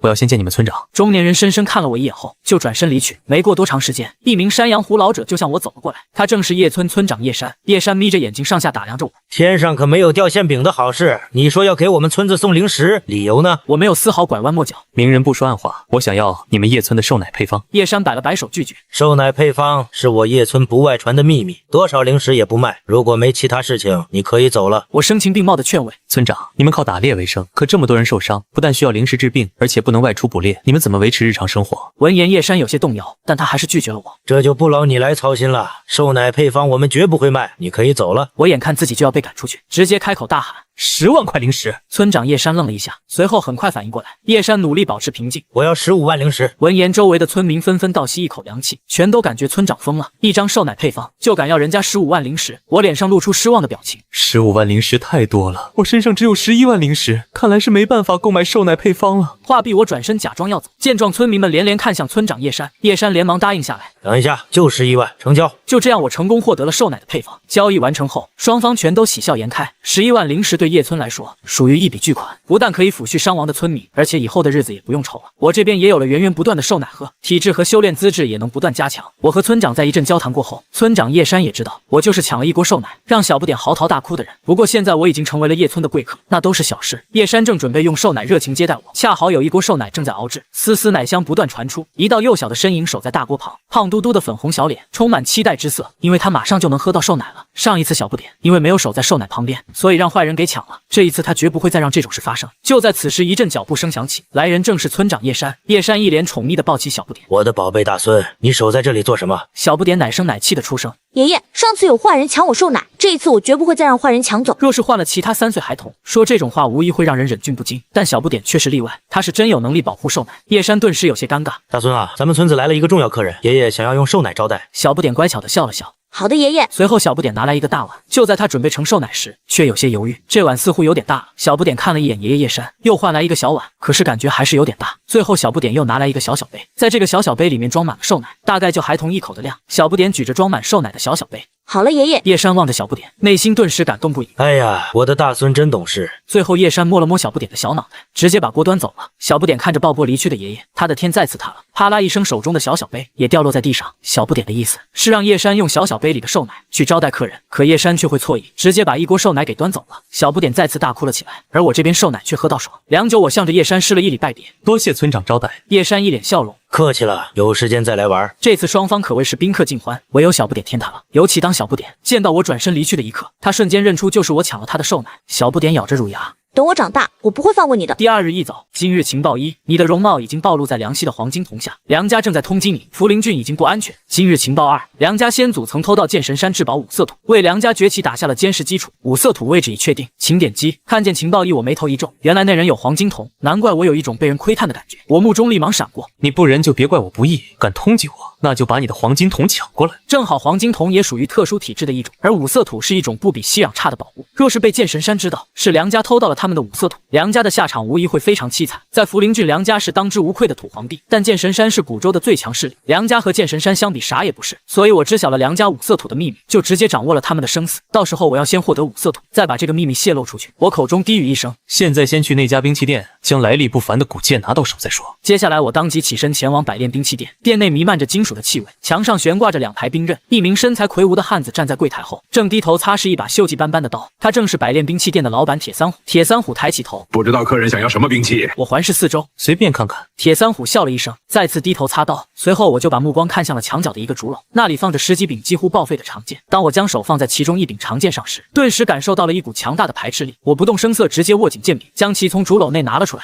老板，这柄剑怎么卖？铁三虎看着我手里的剑，眉头一皱。这柄剑是我打造的吗？我怎么没有见过呢？他内心有些疑惑，昨天还没这把剑呢，难道是记错了？不过既然在角落里面淌灰，想来也不是什么好剑。铁三虎伸出5根手指，5块灵石你拿走。可就在此时，一道焦急的声音突然响起。等一下，这把剑我要了。我随手将5块灵石扔给老板铁三虎。要你大爷去吧！话音未落，我直接溜了。不用想，我也知道来人是谁，肯定是剑神山弟子叶孤影。如今我已经和老板铁三虎说好了价钱，并且剑也在自己手中。如果在这种情况下还和叶孤影争执，就是脑子有病。所以交易完成，我直接跑了。见状，叶孤影像出鞘利剑一般，向着我追了出去。混账，想在我面前逃走，简直是痴心妄想。他之所以来到材料兵器店，就是因为他得到消息，剑神山中的一柄古剑出现在这里，没想到却被人提前截胡。最重要的是看那人的反应，绝对知道这柄古剑的价值。既然如此，那就更加不能放过这人。叶孤影绝不允许自家剑神山的古剑被他人夺走。铁三虎面色不断变幻，望着发生在眼前的一幕，又看看手里的5块灵石。难道我买亏了？但是那柄剑根本不是我铸造，算了，可那究竟是一柄什么剑？价值多少呢？铁三虎眉头紧皱，他实在好奇啊。这时脚步声响起，铁三虎再次抬头时，却发现叶孤影一脸阴沉的回到了店里。叶孤影距离剑神山传说中的古剑，明明已经距离那么近，眼看就能将其拿到手，没想到却被人截胡了。最重要的是，哪怕他施展剑神山的顶级身法绝学，也只能眼睁睁看着对方距离越来越远，直至最后消失不见。所以叶孤影只能返回百炼兵器店，想看看能不能找到什么线索。叶孤影声音冰冷，你认不认识刚才那人？铁三虎好奇的追问。客人，你先告诉我，刚才那柄剑有什么特殊之处吗？叶孤影冷冷的笑了笑。那是我剑神山的剑，明白吗？铁三虎顿时吓了一跳，同时也不敢再多问，因为有时候知道的多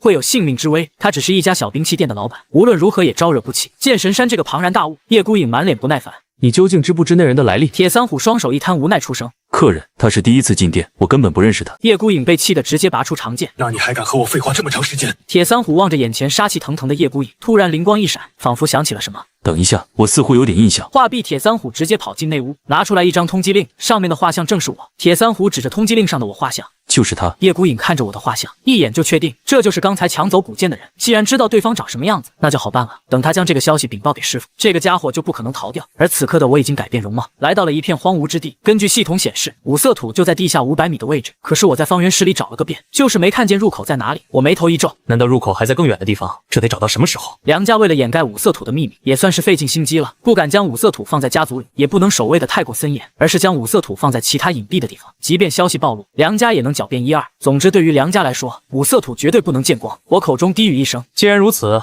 那就抓住那个黄金瞳，逼问他入口在哪里。我直接来到了福陵城。不得不说，福陵城作为梁家驻地，确实很热闹，大街上人来人往。我易容改面来到了梁家府邸，并成功用几块灵石得到了黄金瞳梁希的消息。用不了多久，梁希就会去参加一个聚会，这正是对梁希下手的好机会。此刻谁也不会想到，正在被梁家通缉的我，竟然如此胆大包天，敢来到梁家驻地，并准备对梁家大小姐下手。很快，我终于等到了梁希。梁希身穿16红双袖罗裙，裙摆逶迤垂地，脸上画了一副精致妆容，宛若画中走出的侍女，美艳不可方物。在一众护卫的保护下，梁希坐上了一辆马车，向着他聚会的地方赶去。转眼就到了庆芳园，我也已经潜入了这里，并找了一个机会，将梁希给堵在了他补妆休息的房间。梁希眼中黄金光芒闪过，瞬间看穿了我的伪装。是你还真是胆大包天，竟然主动送上门来，难道你不怕死吗？我神色平静，我不会死，至于你们梁家死不死，就看你了。你也不想梁家出事吧？梁希看着我如此自信的模样，内心突然生出一丝不好的预感。你什么意思？我淡淡出声，梁家能快速崛起，就是因为五色土。而五色土是怎么来的？不用我多说了吧？梁希瞳孔紧缩，我不知道你在说什么。我微微笑了笑，是吗？那我就只能把这个消息透露出去了，而且不要想着杀掉我就没事了。如果我死掉的话，消息同样会暴露出去。话落，我直接转身向外走去。梁希沉声发问：等一下，你究竟是什么人？为什么知道五色土的秘密？你有什么目的？我没有拐弯抹角，当然是为了你梁家的五色土，还麻烦你这位梁家大小姐告诉我五色土的入口了。梁希声音冰冷，不可能。我露出一脸不耐烦的神色，那我就只能把消息泄露出去，到时候剑神山的强者一来，你梁家也就彻底完了。所以如今梁家的命运就交到你手里了。梁希此刻只能低头。我说，最终我得知了入口位置，竟然在梁家先祖的陵园，距离我找到的位置有50里，难怪当时我找不到。梁希眼睛恶狠狠地盯着我，入口位置你已经知道，希望你说话算话，不然哪怕我梁家覆灭，也要拉你陪葬。我脸色一沉，上下打量着梁希的敏感部位，并一步一步逼近，还敢威胁我，这让我很不高兴。梁希面色一变，双手护在胸前，脚步连退，直至被我逼到了墙角位置。你想做什么？我冷笑一声，你惹我不高兴，总要付出一些代价，不然你梁家就完了，懂我什么意思吗？梁希口中呵斥出声，你无耻！但是在我的威胁下，他根本不敢反抗。良久，梁希早已消失不见，反观我的双目之中，却闪过一金色光芒，我的境界也达到了真灵境3层。梁希消失，顿时引发巨大波澜，梁家更是震动不止，因为梁希知晓五色土的秘密，绝不能流落在外。而此刻的我已经来到梁家陵墓，根据从梁希那里得到的消息，我非常轻松地躲过守墓人，进入了通往五色土所在的入口。在地下前行了50里以后，我果然在这条黑暗洞穴中见到了传说中的五色土。它被梁家摆放在一个石台上，5种颜色界限分明，宛如5种不同色泽的宝玉，被天工巧匠完美融合在一起，金绿蓝红黄5种颜色交织，散发出柔和的光晕。这就是传说中的至宝，蕴含着五行之力，若将其埋入土中，甚至能让凡草蜕变圣药。我没有丝毫犹豫，直接将五色土收了起来，并快速返回。只不过当我到达入口位置后，就见一伙人气势汹汹而来，一名身穿紫袍、面容严肃的中年人对属下吩咐：“你们在这等着，我马上就回来。”话语落下，他径直向着入口走来。他正是梁家的家主梁辉。梁家众人点头应是。见状，我迅速施展吞天魔功，吞掉自身气息，躲藏在一个角落。好在梁辉的心一直放在五色土上，并未发现我。我面色严肃，很快这个梁辉就会发现五色土不见了，我必须得快些离开才行。梁家作为福陵郡的霸主，族内强者众多，硬拼的话我必死无疑。所以我收敛着自身气息，悄悄地向外面移动。随后嗖的一声，我整个人顿时化为一道黑影，向着陵园外面冲去。不远处就有一个空间节点，只要冲到空间节点，我就安全了。然而梁家人的实力远远超出了我，很快就发现了我。不好，是五色土的气息，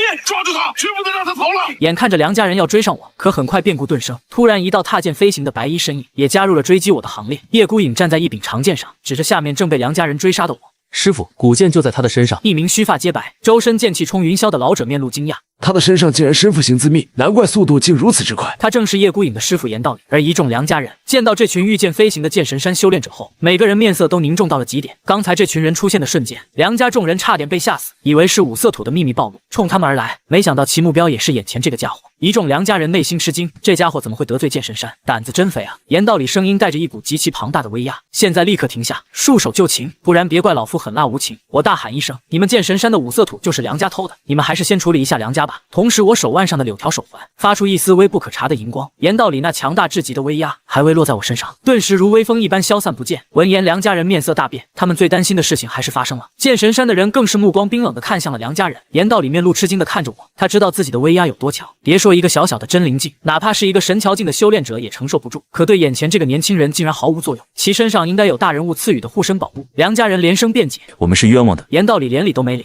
梁家跑不了，现在当务之急，先将这个臭小子抓住再说。下一刻，一道凌厉至极的剑气顿时将我旁边炸出一个深坑。这是言道理对我的警告，如果我还不停下，那么下一道剑气就会在我身上，但是我绝对不会放弃。空间节点就在前方，只要我到那里就能逃走。言道理目中立芒闪过再次挥剑。害怕？那就别怪老夫不客气。我却并没有害怕，话语间充满了挑衅。想抓我？去你大爷的！随后我的身影瞬间消失在所有人眼里。言道理面色阴沉到极点，他也察觉到了空间节点，但是他却不敢过去。其一，空间节点非常危险，很容易被空间风暴撕成碎片；其二，他怀疑我背后有大靠山。这一刻，言道理愤怒至极，没抓住对方也就罢了，他堂堂剑神山长老竟然还被骂了。最重要的是，他拿我还毫无办法。这若是传出去，他的一世英名也就毁了。叶孤影看着我消失的地方，目露疑惑之色。师傅，那家伙怎么会消失？言道理眼见是自己徒弟询问，他强忍怒火，耐着性子解释，这里有一处空间节点，他手里有宝物，可以让他通过空间节点去往其他地方。叶孤影满脸不甘心，师傅，那古剑怎么办？言道理神色非常不悦，为了古剑就不顾师傅安危了。叶孤影面色顿时一白，知道自己太过在意古剑而说错了话，自然不是。言道理声音冰冷，梁家偷到咱们剑神山的五色桶，罪该万死，不如全部杀了。神剑山众人点头应是，梁家人开始大声求饶，可终究无法逃过灭门的命运。叶孤影看着满地鲜血，内心的愤怒却难以消散。之前他距离古剑仅仅一步之遥，可是却被人突然截胡，这也就算了。本以为自己师傅能找到那人，并将古剑夺回来，现在人确实找到了，但古剑却夺不回来了，哪怕他师傅也毫无办法。叶孤影双拳紧握，等着，不论你是谁，总有一天我会找到你。而此刻的我已经返回了玄州，此次去古州虽然有些危险，但收获也很大。不死药残根和兽奶配方还有五色桶，全部都是非同一般的物品。只不过面对梁家和剑神山的追杀，我体力和法力消耗非常巨大。经过一夜的休养调息，我的身体才终于恢复到巅峰状态。今日情报一：神偷白小贼机缘巧合偷到了一个机关宝盒，宝盒内存放着一门强大剑典，机关宝盒密码请点击。今日情报二：段云寨今日打劫了一支商队，收获一块9窍玲珑骨。我得知这个情报信息后，脸上顿时露出了灿烂的笑容。我前脚才得到古剑，后脚就能收获一门强大剑典，不错。随后我先将五色土撒在了雷击木周边，又将不死药残根埋进土壤之中。这一刻，雷击木上的柳条再次生长一截，生命力越发旺盛起来，并且不死药残根也开始自行恢复。也不知是不是我的错觉，我总感觉不死药残根非常惧怕雷击木，也可以说是讨好。之后我又将兽奶配方交给婉月，并吩咐她一日3餐都得有兽奶，这样一来，兽奶将会不断强化我们的身体和修炼资质。最后我才将古剑拿了出来，这柄古剑剑身都快要断成2截，断裂处像被巨力生生劈开，锈得非常厉害。剑柄的材质似乎十分不凡，只可惜早已被岁月啃得只剩下半截，靠近护手的地方有浅刻的纹路，正是唯我剑4个字，笔画被磨得快要看不清。我皱眉思索，这柄古剑原来是叫唯我剑，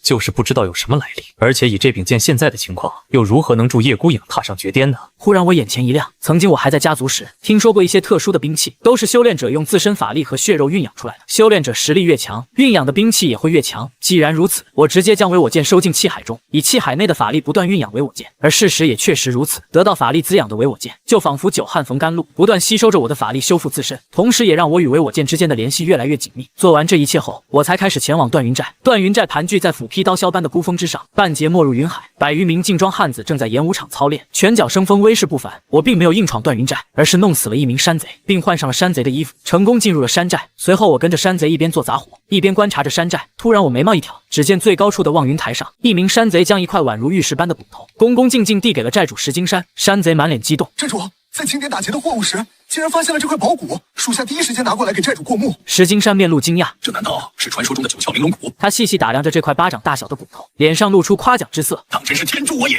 有了这块骨，他将不会只是一个小小寨主。此时的石金山野心勃勃，大有一股称霸天下、唯我独尊的架势。就在石金山幻想着凭借9窍玲珑骨自身境界1日千里时，一道快若电光的身影闪过，随后石金山就发现手里的9窍玲珑骨消失不见了。他望着自己空空如也的手掌，当即反应过来，石金山立马暴怒。快抓住那个该死的家伙！我要将其剥皮抽筋，大卸8块。9窍玲珑骨才刚刚落到他手里，他正准备雄鹰展翅气吞天下，没想到还没捂热就被人给抢走了，简直是在天王老子头上动土。身为段云寨的寨主，向来都是他抢别人，没想到如今自己竟被他人给抢了，这是耻辱。闻言，其他一众山贼全部追向我，可这些山贼又怎么可能追上拥有顶级法术的我？只能看着我的背影越来越远。石金山咆哮出声，一定要查出他是谁，老子的东西也敢抢，当真是找死！一名山贼十分无奈地问，寨主，可咱们连他长什么样子都没看清，这该怎么查？石金山怒火中烧，一脚踹飞这名山贼。我不管你们用什么方法，就是死也要把他给查出来。这一刻，所有山贼全都害怕的不敢再说话。石金山胸膛膛剧烈起伏，突然他面色痛苦，嘴里猛地喷出一口鲜血。我的九窍玲珑骨啊！说完，他竟被气得昏死过去。而我早就回到了小院中，婉月眨着她的卡姿兰大眼睛，好奇地看着我。公子，什么事情让你如此高兴啊？我开心地笑了笑，今天捡了一个宝贝，午饭我就不吃了，要好好研究一下。话毕，我直接返回房间，并拿出了九窍玲珑骨。九窍玲珑骨上隐有九曲灵孔，孔窍间流转着星辉般的微光，此骨对修炼者来说简直是宝贝。寻常修炼者吸收天地灵气时，如涓涓细流，而将九窍玲珑骨融入丹田气海后，九窍就仿佛同时打开的天门，能自动吸引八方灵气。更妙的是，骨窍中自含周天灵阵，运转功法时会自行梳理灵气杂质，画出最精纯的法力。随后我将九窍玲珑骨融入丹田气海，修炼速度果然暴涨，就连法力都像是被过滤了一遍，变得更加精纯。只听咔啦一声，境界壁垒的破碎声响起，我一跃踏入了真灵境4层。最重要的是，我还能清晰感知到，哪怕自己什么都不做，用不了多久就能踏入真灵境5层。而这个时候，1天时间已经过去。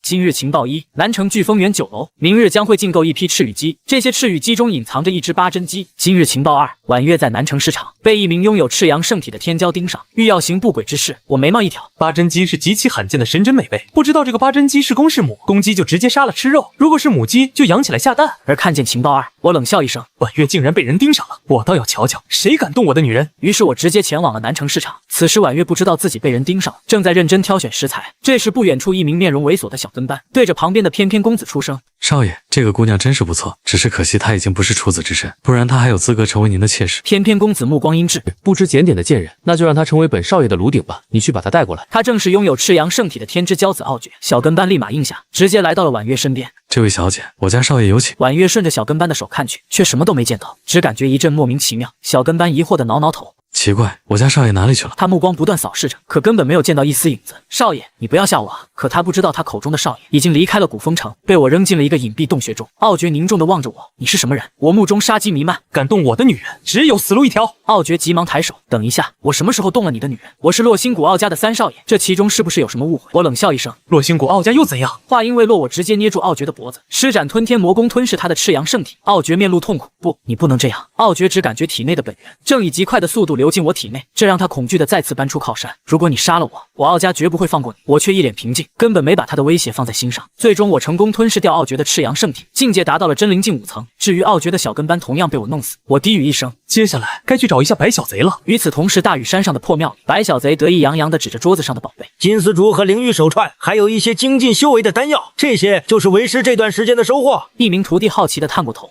对了，师傅，听说你还收获了一个非常精密的宝盒，能不能让我们见识一下？白小贼四下张望了一眼，确定安全后，他才拿出宝盒。行，那就让你们看看。这个机关宝盒呈正八面体，盒身遍布阴刻的饕餮纹，盒底则阴刻着一行上古篆文：天循环开合有时，指尖拂过能感到纹路深处有细微的凹凸，像是某种密码锁的机关。白小贼作为一名神偷，对于一些机关之术都有涉猎，却一直无法打开这个宝盒。如果凭蛮力破开，就会让这个宝盒自毁。也正因如此，白小贼笃定里面肯定有不得了的东西。一个徒弟瞪大眼睛。哇，简直是巧夺天工啊！另一个徒弟紧接着好奇地问：师傅，宝盒都如此精密了，里面的宝贝也非同凡响。一众徒弟纷纷惊叹出声。师傅，什么时候才能打开这个宝盒？让我们瞧瞧里面究竟藏着什么宝贝。白小贼伸出3根手指，这个宝盒构造太过复杂，为师至少需要3天时间才能打开。其实他根本不知道怎么打开，这么说只是为了不丢当师傅的脸面，到时候即便打不开，随便找个理由搪塞过去就行。让徒弟们见识了机关宝盒后，白小贼就准备收起来，可就在此时，嗖的一声，机关宝盒直接从他手里消失不见。白小贼看着空空如也的手，先是愣了一下，随即破口大骂：又来，老虎不发威，你真当我是病猫吗？白小贼瞬间追了出去。不久前他境界突破，神行电光步也有了很大的进步。白小贼势必要让对方知道，他这个神偷可不是饭桶。只不过白小贼才追出数百米就猛地停下，脸上露出欲哭无泪的神色，只因那道身影早已消失。白小贼张开双臂，悲愤地呼喊：根本追不上，为什么每次有重要宝物都会被你盯上？你他妈老盯着我干啥？我容易吗？随后他默默地返回破庙，甚至在思索是不是该搬家了。经常被人惦记的感觉可十分不妙。而此刻的破庙却分外热闹，白小贼的一众徒弟们在破庙里乱成一团，似乎争抢着什么。一个徒弟紧紧抱着瓶子，这是我的，另一个伸手去抢，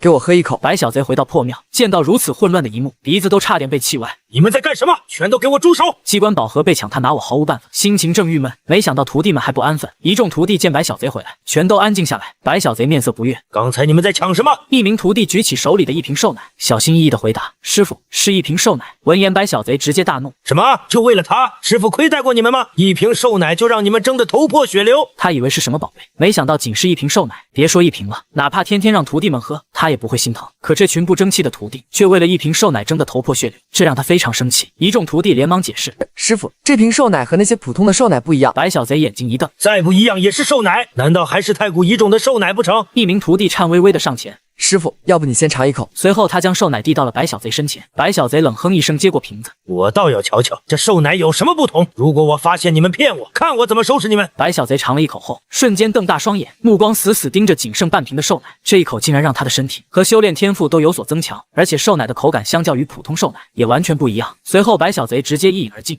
仅片刻时间，白小贼体内的一些杂质就从毛孔排出，腥臭味瞬间弥漫整座破庙。徒弟们连忙跑到外面呼吸新鲜空气，心有余悸地看向破庙，而白小贼正动用法力快速炼化喝进体内的瘦奶。很快白小贼便惊喜地发现，他体质竟然获得大幅提升，甚至运转功法都比以前更加轻松。最重要的是能清晰感觉到修炼天赋提升了。如今白小贼已经过了壮年，气血正在逐渐衰败，这辈子所能达到的高度最多是神功境5层，至于真灵境想都不用想。但是喝下了瘦奶以后，他感觉又醒了，还有冲击真灵境的希望。白小贼对着破庙外的徒弟们急声问：这瘦奶哪里来的？一名徒弟老实回答：师傅，刚才你去追那黑影时，瘦奶就出现了。白小贼想起瘦奶的美味和神效，内心升起无尽的渴望。上次那人抢走灵犀秘境传送符，留下了灵石，这次抢走了机关宝盒，留下了一瓶瘦奶。如果我再偷到什么宝物，那人会不会留下更珍贵的东西？我不贪心，这种瘦奶让我喝个痛快就好了。到时候别说真灵境，哪怕是踏入更高的境界，也不是没有可能。此前他认为这辈子也就如此了，但现在一瞧他的路才刚刚开始，白小贼就这么陷入了美好的幻想，就连脸上都露出了一丝傻笑。而另一边，拿到机关宝盒的我已经回到了小院。我之所以给白小贼留下瘦奶，自然也是想要让他的实力变强，让他有能力去偷到更强的修炼者，这也算是一种投资。随后我通过密码成功打开了机关宝盒，宝盒内是一块拇指大小的玉简，正散发着莹莹光辉。我拿起玉简放在眉心，一股信息直接涌入脑海：三杀绝灭剑典，第一杀血域焚天，剑出之时血色剑气冲天而起，所过之处10里之内生机断绝。第二杀断魂裂魄，剑势凌厉，能直接撕裂敌人神魂。第三杀万劫寂灭，此剑法的终极杀招，引动天地间的死寂之力，化作一道灰色光刃，所过之处时间仿佛都停止，一切存在皆化为虚无。这本剑法需要修炼者有强大的掌控力，一旦施展便是毁天灭地的杀招。当然此剑招威能和消耗也很大，对于武器也有极高的要求，寻常武器还未施展出来，就会被剑招的霸道碾成齑粉。随后我进入了虚界开始修炼，这次我直接开启了第2层梦境，每个时辰会消耗1万灵石，时间流速达到了144倍，也就是说我在梦境修炼4个时辰，就相当于在现实修炼了48天。再加上如今我远超普通修炼者的资质，仅1夜时间，我就在梦境中领悟了第一杀血域焚天。当我睁开眼睛的一刻，目中血芒一闪而逝，凌厉至极的剑意也全部被我收敛到体内。今日情报1：北城小乞丐李煜带妹妹乞讨时捡到了一颗血菩提，李煜位置请点击。今日情报2：移花宫弟子沈瑶月明天路过古风城，将会在一个摊贩手中以3块灵石的价格捡漏一件价值5万灵石的首饰，摊贩位置请点击。血菩提不仅可以恢复修炼者伤势，更能精进修为，是一众修炼者梦寐以求的宝物。我目光明亮，价值5万灵石的首饰，这必须得拿到手。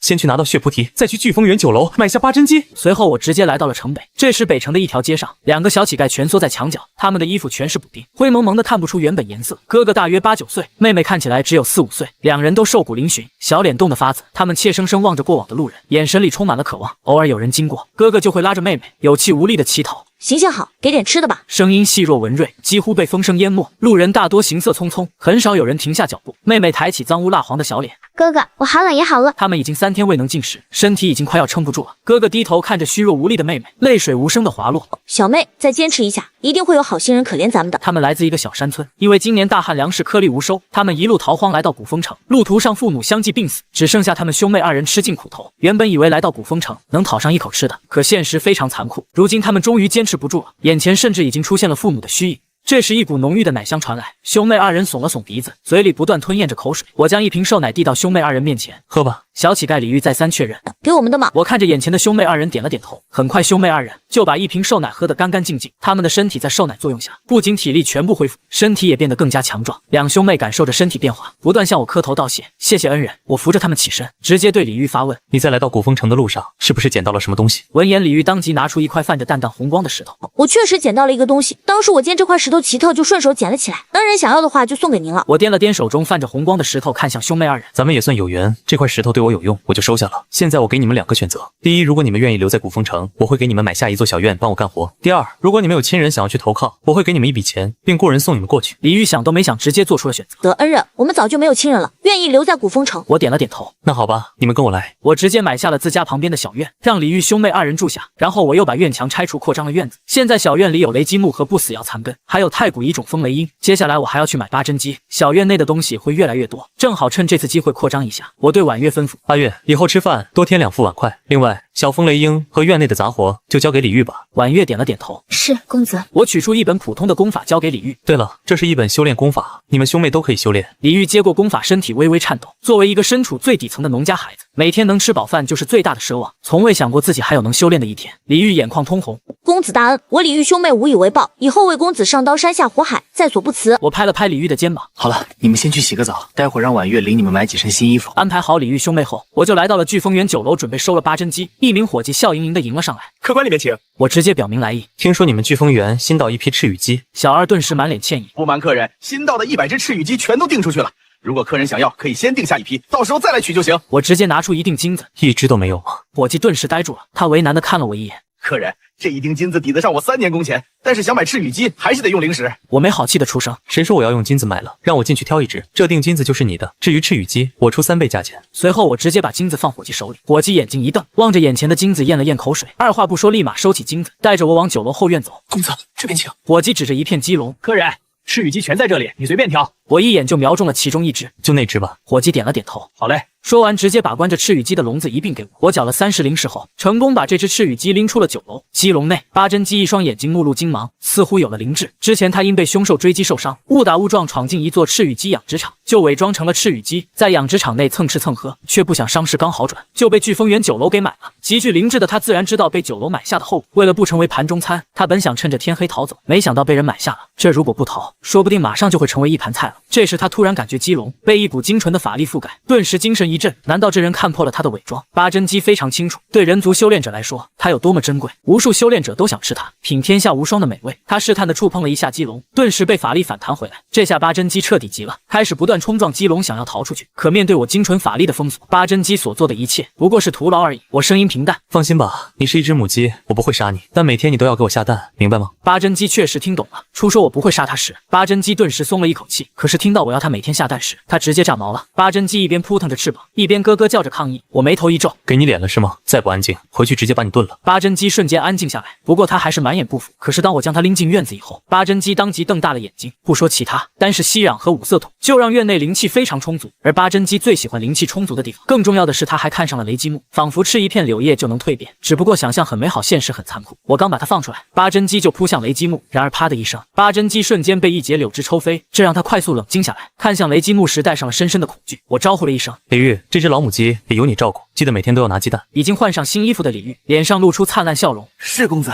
随后我就返回了自己房间，拿出了血菩提。血菩提表面上看只是一颗有些奇特的石头，但是随着我法力覆盖，血菩提顿时发生了巨大变化，通体嫣红如割血宝石，表皮光滑剔透，仿佛有生命一样微微颤动，周身萦绕一层若有若无的血色光晕。当我开始炼化血菩提时，气海瞬间掀起惊涛骇浪，境界也随之突破，直接让我达到了真灵境5层顶峰，只差一步就能迈入神桥境。随后我又进入了第2层梦境修炼，一夜时间很快过去。今日情报1：伏天魔宫敬天痕正在追杀赵颖明月宫弟子，位置请点击。今日情报2：气运之子云晨被人追杀，在危机时刻误入空间裂缝到达汉州，在经过1天时间的休养生息后，会在一座悬崖之上获得一具圣人手骨。悬崖位置请点击。林家在玄州是当之无愧的最强势力，但是却有3个死对头，绝恶宫和伏天魔宫就是其中2个。最重要的是敬天痕拥有特殊体质9幽魔体，我若是吞了它，不仅能让伏天魔宫损失一名优秀的新生代，还能提升自身实力。我内心低语，云晨不愧是气运之子，被人追杀后立刻就有机缘送到他手里。不过云晨要休养1天后才会得手，距离帝江玉佩冷却完成还需要一些时间，应该来得及。随后我直接来到简陋的首饰摊位，这时我惊讶地发现，摊主竟然还是那个大胡子。上次截胡的养魂古玉就是在他这里买的。大胡子摊主也认出了我，因此警惕地看着我。此时我随手拿起一块玉石，这块玉石怎么卖？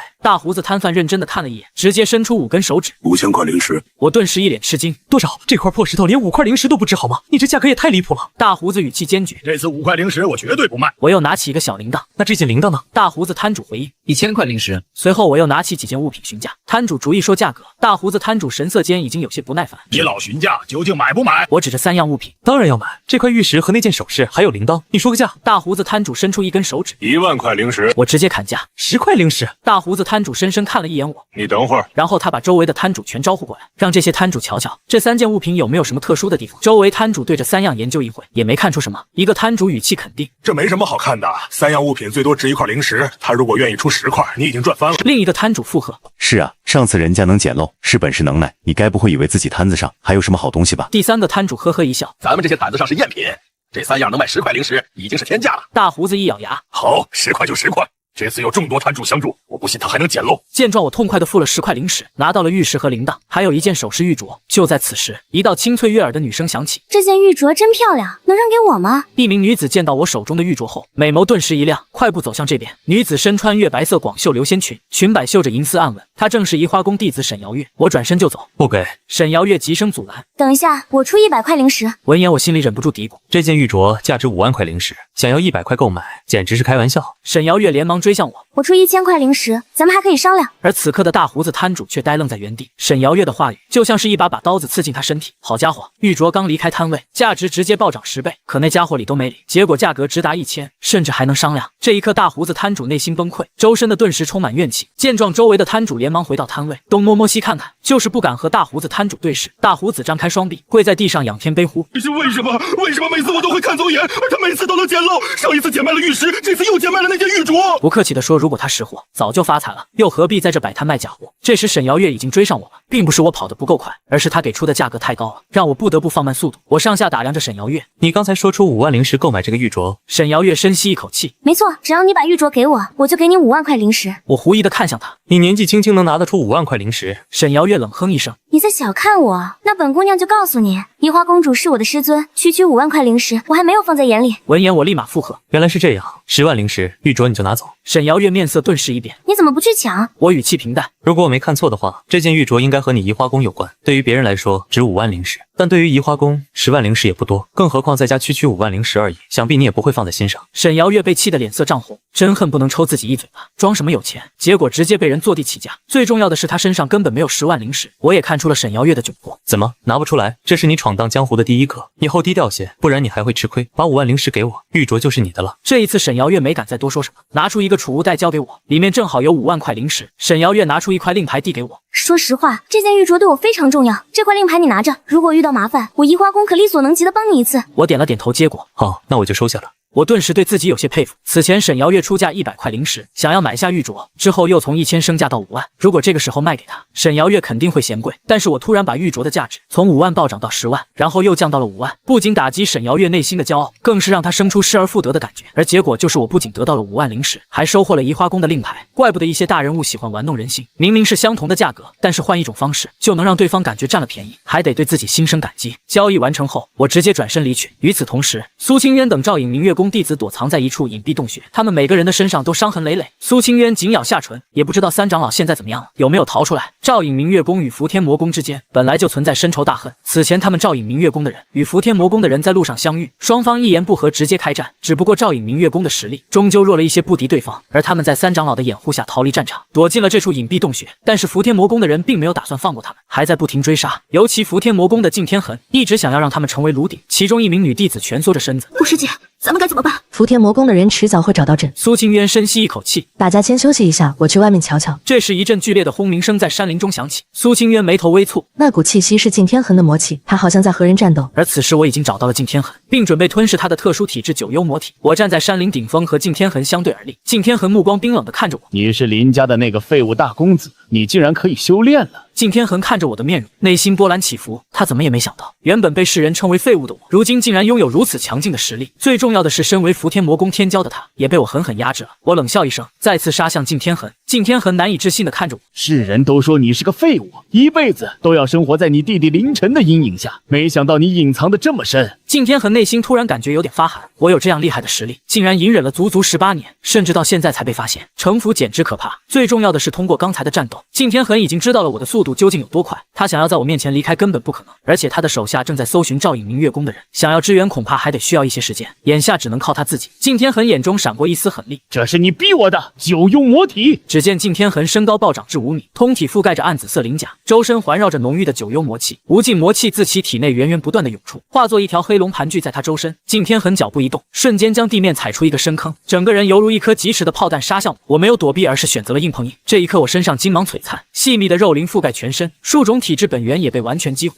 气息同样暴涨。随后我冲上前和敬天恒碰撞在一起，恐怖的能量席卷四方，脚下山峰瞬间被夷为巨坑。敬天恒顿时伤痕累累，他声音嘶哑：“我不信！”接着他使出寂灭掌，魔气化作遮天巨掌，带着鬼哭之声向我压下。我冷哼一声，拿出锈迹斑斑的唯我剑。敬天恒露出不屑笑容：“拿这样一把破剑也想挡我的寂灭掌，简直是痴心妄想！”我眼中杀气满满，今日就拿你来试剑，3杀绝灭剑典，第1杀血域焚天。唯我剑瞬间出鞘，剑气凝聚成一座高达100米的血色巨域，化作狂暴的剑气斩向敬天恒。剑与掌相击的瞬间，方圆万米尽成焦土。我收剑入鞘，眼神冷漠如冰，而敬天恒直挺挺地倒在地上，口中发出最后的悲鸣：“此人定成我伏天魔宫的心腹大患。”说完，他直接咽了气。我没有丝毫犹豫，带着敬天恒的尸体迅速离开了这里。当我离开后不久，一群伏天魔宫之人赶到，望着被削平的山峰与巨大焦坑，众人面面相觑。更让他们心惊的是，魔子敬天恒不见了。他们纷纷散开寻找，但找了半天始终没有找到。一人声音发颤：“难道魔子被人杀了吗？”此话一出，众人如遭雷击，顿时感觉天塌了。为了培养魔子敬天恒，伏天魔宫耗费了大量时间和修炼资源。敬天恒成长起来后，必是宗门的中流砥柱。如果他死了，对于伏天魔宫而言是一个巨大损失。一旦上头追究下来，他们这些随从护卫会被迁怒，死无葬身之地。伏天魔宫之人面色惨白，最终这群人交换了几个惶恐的眼神，当即化作数道流光，向着不同方向仓皇逃窜。良久，当山林彻底恢复平静，苏清渊才小心翼翼地从隐蔽山洞中走出。他警惕地环顾四周，确认安全后，他眉宇间浮现困惑：伏天魔宫之人全都撤退了，究竟是什么人与敬天恨发生了战斗？难道真是那个家伙吗？此前当战斗平息，他在洞口小心张望时，发现一个有些熟悉的身影闪过，虽然没有看清面容，但背影像极了那天与他发生关系的家伙。这个念头让苏清渊心绪复杂难明，难道他又救了我一次？苏清渊一边想着，一边来到了山顶。当苏清渊见到山顶的巨坑以后，他顿时吃惊地捂住嘴巴。此刻的山顶直接被削平，并出现一个巨大的深坑，里面还残留着恐怖的剑气和魔气。苏清渊喃喃自语：“那他的实力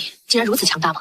想想也是，和他发生关系以后，我的境界就突破了。可他究竟是谁？”而此时我已经来到了一处隐蔽之地，准备施展吞天魔功吞噬九幽魔体。当我把九幽魔体吞噬殆尽后，成功踏入了神桥一层境界。我低语一声，不愧是吞天魔功。之后我便返回了古风城，并再次进入第2层梦境，一边修炼一边等待帝江玉佩冷却。没过多长时间，我手里的帝江玉佩就散发出一股温热的感觉，这是冷却完成的信号。我直接激活帝江玉佩，第一时间前往汉州。很快我就出现在一片山林中，这里的空间节点正是距离圣人手骨最近的位置。此时天空已经露出一抹鱼肚白。今日情报1：重峻岭山脚下，一头牛已经返祖，食其肉可大补。位置请点击。今日情报2：黑白学宫藏书阁尘封着一本顶级功法范圣真魔功。位置请点击。我当即做出了决定，返祖的牛可以就去瞧瞧，而梵圣真魔功是绝对的顶级功法，只不过想要进黑白学宫的藏书阁却有点困难，毕竟我不是那里的学生，等处理完手头的事情再说。很快我就来到了圣人手骨所在的山洞，而我不知道的是，此刻云晨已经来到了山脚下。沈星兰的声音在他脑海中响起：云晨，不好了，有人比咱们更快一步找到了拥有圣人手骨的山洞。云晨面色一变，瞬间急了，向着山洞快速赶去。这时我已经进入了山洞深处，山洞有人居住过的痕迹，中央石桌积了厚厚一层灰，几株耐旱的藤蔓从石缝里钻出来，把一个破蒲团缠得严严实实。墙角散落着3只破碗，一具森白尸骨盘膝坐于石床上，被蛛网和灰尘覆盖，早已不知死去了多久。最引我注意的是，这具尸骨的右臂骨竟然是金色，还散发着一丝超然物外的强大气息。我不禁猜测，圣人手骨怎么会出现在一具普通的尸骨上面？难道是这具尸骨生前机缘巧合获得了圣人手骨，然后移植到了自己身上？而这具尸骨之所以死亡，最大的可能就是被圣人手骨耗尽了生命。随后我直接把圣人手骨取了下来。不管这具尸骨生前如何，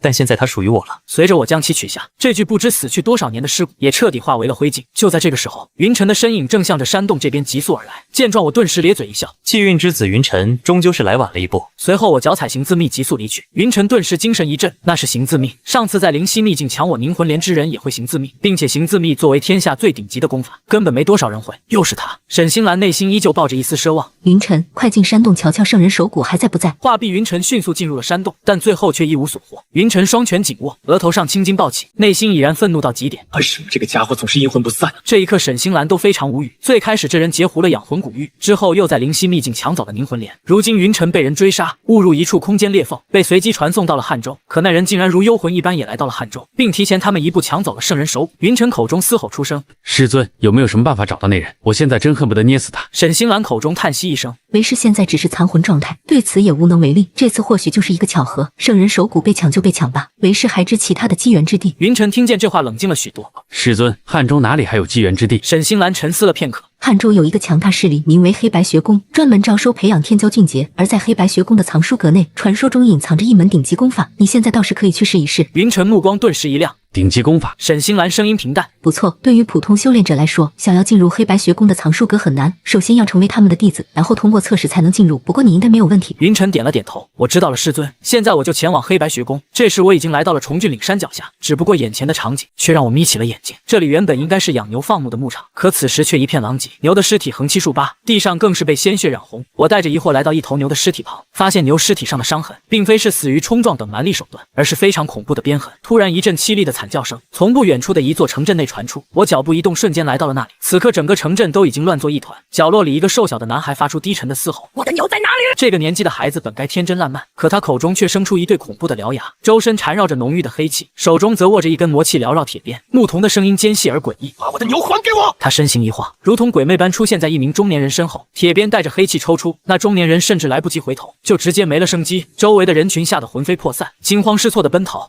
我望着前方的牧童，他已经死亡，但是却被一种变异的虫子控制，成为了一具傀儡。随后我没有犹豫，直接出手。牧童似乎是察觉到了危机，手中鞭子快速抽向我，我微微侧身躲过，然后一把揪下了他脑后的一条黑色蛆虫，并直接捏死了。就是这条黑色蛆虫吞噬了牧童的大脑，又操控牧童的尸体屠杀其他人。我声音虽然不大，但是在法力加持下，清楚传进了在场每个人的耳中。大家别害怕，现在已经安全了。我看着惊魂未定的人群，问出了心中的疑惑。现在大家能告诉我这里究竟发生了什么吗？一名头发花白的老者站了出来。你就是我们冯源镇的大恩人呢。在老者的诉说下，我知道了前因后果。不久前，一头老黄牛竟然开始吃人，随后这头老黄牛的身体就变得狰狞恐怖，普通刀剑都伤害不了它，并且老黄牛身上的寄生虫也发生了变化，只要被这些虫子寄生的人，就会失去理智，大开杀戒。被我杀死的牧童就是个例子。我点了点头，原来如此。看来这头老黄牛确实返祖了，但是它的血脉应该更偏向杀戮。最重要的是，现在这头老黄牛还没有离开冯源镇。这时地面突然剧烈震动起来，一头身躯庞大的魔牛出现在所有人眼中。魔牛通体漆黑，唯有双眼闪烁着猩红光芒。当魔牛现身的一刻，平静的场面再次混乱起来，人们争先恐后的开始逃跑。可就在此时，一名10多岁的少年不仅没有逃，反而手持一把柴刀，做出了迎战的准备。少年口中嘶吼出声：“该死的魔牛，你杀我全家！今天我要给父母和弟弟报仇！”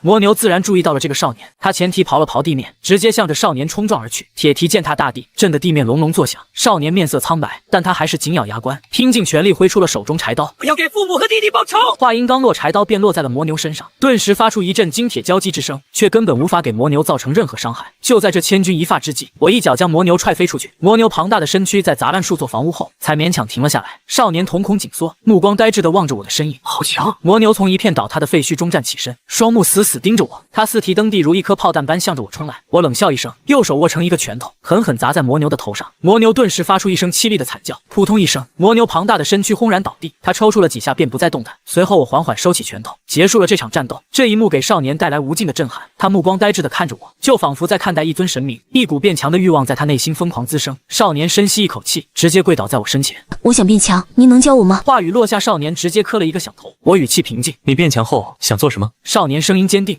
我要保护我爱的人。见状，我取出一本功法交给少年。你我也算有缘，这本功法你拿去吧。面对压迫感十足的强大魔牛，少年能够挥出那一刀，就足以证明他的勇气，所以我不介意给他一个修炼的机会。少年猛然抬起头：谢谢恩人。随后我便来去了黑白学宫。这时已经是第2天早上了。今日情报1：吴家小公主吴清欢暗中杀掉黑白学宫的一名天才学生，黑白学宫正在调查此事，却没有丝毫头绪。证据影像水晶已经存入储物戒指。今日情报2：气运之子云晨今日将会打破黑白学宫的力量记录，获得一节神雷本源。得知这几条消息，我内心思索着，这是要让我去威胁吴清欢，搞点凝尸花吗？毕竟一些小说里的反派都是这么干的。况且云晨竟然也来到了黑白学宫，还获得了一节神雷本源，我怎么才能把他给抢过来呢？一节神雷是一雷的一种，只要拥有一节神雷本源，我便能掌控雷霆，增强自身实力，并且一节神雷还能不断升级，最终达到足以灭世的9节神雷。此时我已经来到了黑白学宫，门外人山人海，无数求学的修炼者都聚在这里。一名面容方正的中年人走了出来，想要报名的人来这里排队，只要通过测试，就能成为我黑白学宫的学生。闻言，我直接加入了排队的行列。这次的测试非常简单，黑白学宫大门的旁边有一个小门，只要穿过它就算成功。它能测试出修炼者的天赋，更能测出一名修炼者是否是奸恶之人。很快就轮到我了。当我跨过小门时，身前突然出现一股强大的阻力，整个人仿佛被一座山峰压住，动弹不得。我强撑压力向前踏出一步，成功跨越小门，进入了黑白学宫。面容方正的中年人满意的看着我，去学宫里面吧，到时候自有人为你安排好一切。我点头应是，直接向黑白学宫内部走去。就在此时，一对正在拉扯的男女引起了我注意，男子拽着女子的手。清欢师妹，我是真心喜欢你的，你为什么就不能接受我？气质高冷的吴清欢脸色难看。师兄，咱们是不可能的，我已经有了道侣，还请你不要再纠缠我。男子一脸不相信。你就不要骗我了，你有没有道侣我还不清楚吗？吴清欢见到我眼睛顿时一亮，立马来到我身边抱住了我的胳膊。他小声传音，能和我亲密接触，算你运气好，不过你千万不要生出什么非分之想，我只是让你帮我这一次。我眯起了眼睛，这吴清欢似乎太把自己当回事了，仿佛成为他的挡箭牌是8辈子修来的福气一样。话语落下，男子充满敌意的看向我，我毫不客气的出声，这位师姐，我才通过测试进入黑白学宫，咱们认识吗？我叫什么你知道吗？吴清欢顿时瞪大了双眼，完全没想到眼前这个家伙竟如此不给面子。我一把甩开吴清欢，继续向着黑白学宫里面走去。你们继续，我先走了。吴清欢心中怒气满满，她可是黑白学宫公认的冷艳女神，可如今竟然有人敢无视她的要求，她定要让对方好看。男子见我离开，变得喜笑颜开。清欢师妹，我就说你不可能有道理。就在这时，一个身影快步走来，搂住了吴清欢。谁说清欢师姐没有道理？此人正是气运之子云晨，他如今因为打破力量极限，已经是黑白学宫的名媛，现在又为吴清欢解围，自然收获了吴清欢的好感。然后男子开始威胁云晨，云晨则强势打脸，狗血剧情继续上演。此时我望着不远处的藏书阁，心中不断思考，怎么才能进入藏书阁呢？想要进去得有长老的举荐，或者是为黑白学宫立下大功才行。至于潜入藏书阁就不用想了，藏书阁作为黑白学宫的重地，里面有强者坐镇，以我现如今的实力，贸然闯入和找死没什么区别。突然我发现云晨和吴清欢正有说有笑的走向藏书阁，两人似乎已经成为了道侣。我低语一声，这就是气运之子吗？走到哪里都有女人喜欢。想到之前吴清欢对我高高在上的态度，再瞧瞧如今他对云晨的热情，对比一下差距简直是巨大。最重要的是，云晨作为气运之子，若是进入了藏书阁，那隐藏在藏书阁内的范圣真魔功一定会落在他的手中。我看着云晨身边的吴清欢，突然有了主意，然后我便静静等待起来。果然云晨进入没多久，一股沧桑古老的气息就从藏书阁爆发。我喃喃自语，看来云晨已经获得了繁圣真魔功，现在他身上应该有2套功法，除了繁圣真魔功，还有一节神雷本源。随后我直接把视线锁定在了吴清欢身上，故意在他的必经之路停留。吴清欢看见我的身影，果然跟了上来。我脚步一转，拐进一条僻静无人的小巷，随后我停下脚步，缓缓转身。吴师姐，你跟了一路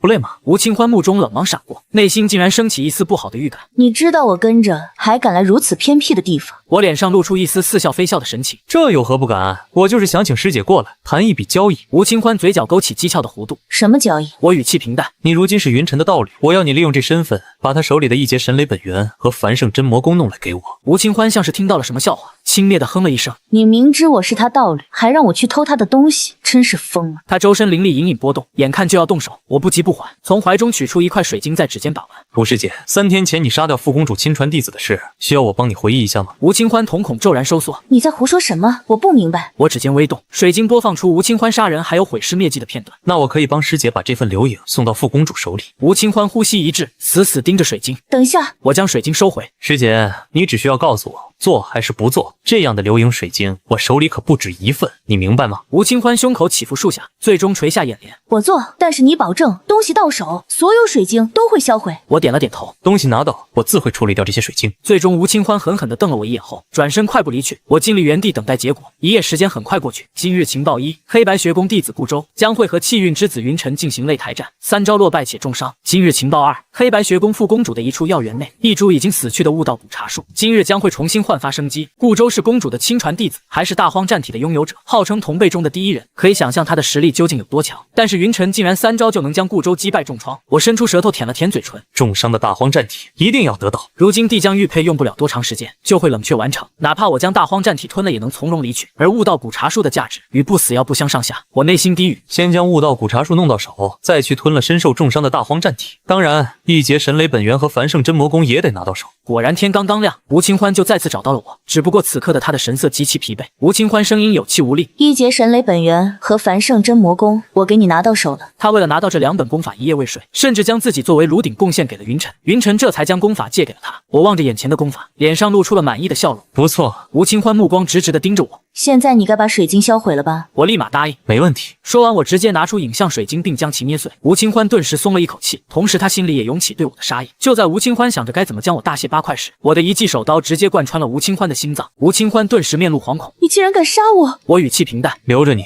始终是麻烦。话语落下，吴清欢就失去了气息，他似乎完全没有想到我竟然如此狠辣。接下来我直接将吴清欢的尸体扔进了储物戒指，然后向着副公主的药园而去。只不过我在路上听到了一个信息，云晨和顾州2人即将进行擂台战的消息一经流出，就引起了人们的广泛关注，甚至有人为此还设下赌局。云晨3招战胜顾州的赔率是100倍，反观顾州1招战胜云晨，赔率仅有30倍。从赔率来看就知道，所有人还是更看好顾州。虽然云晨打破了黑白学宫的记录，成为了风云人物，但人们对顾州这个同辈第一还是更有信心。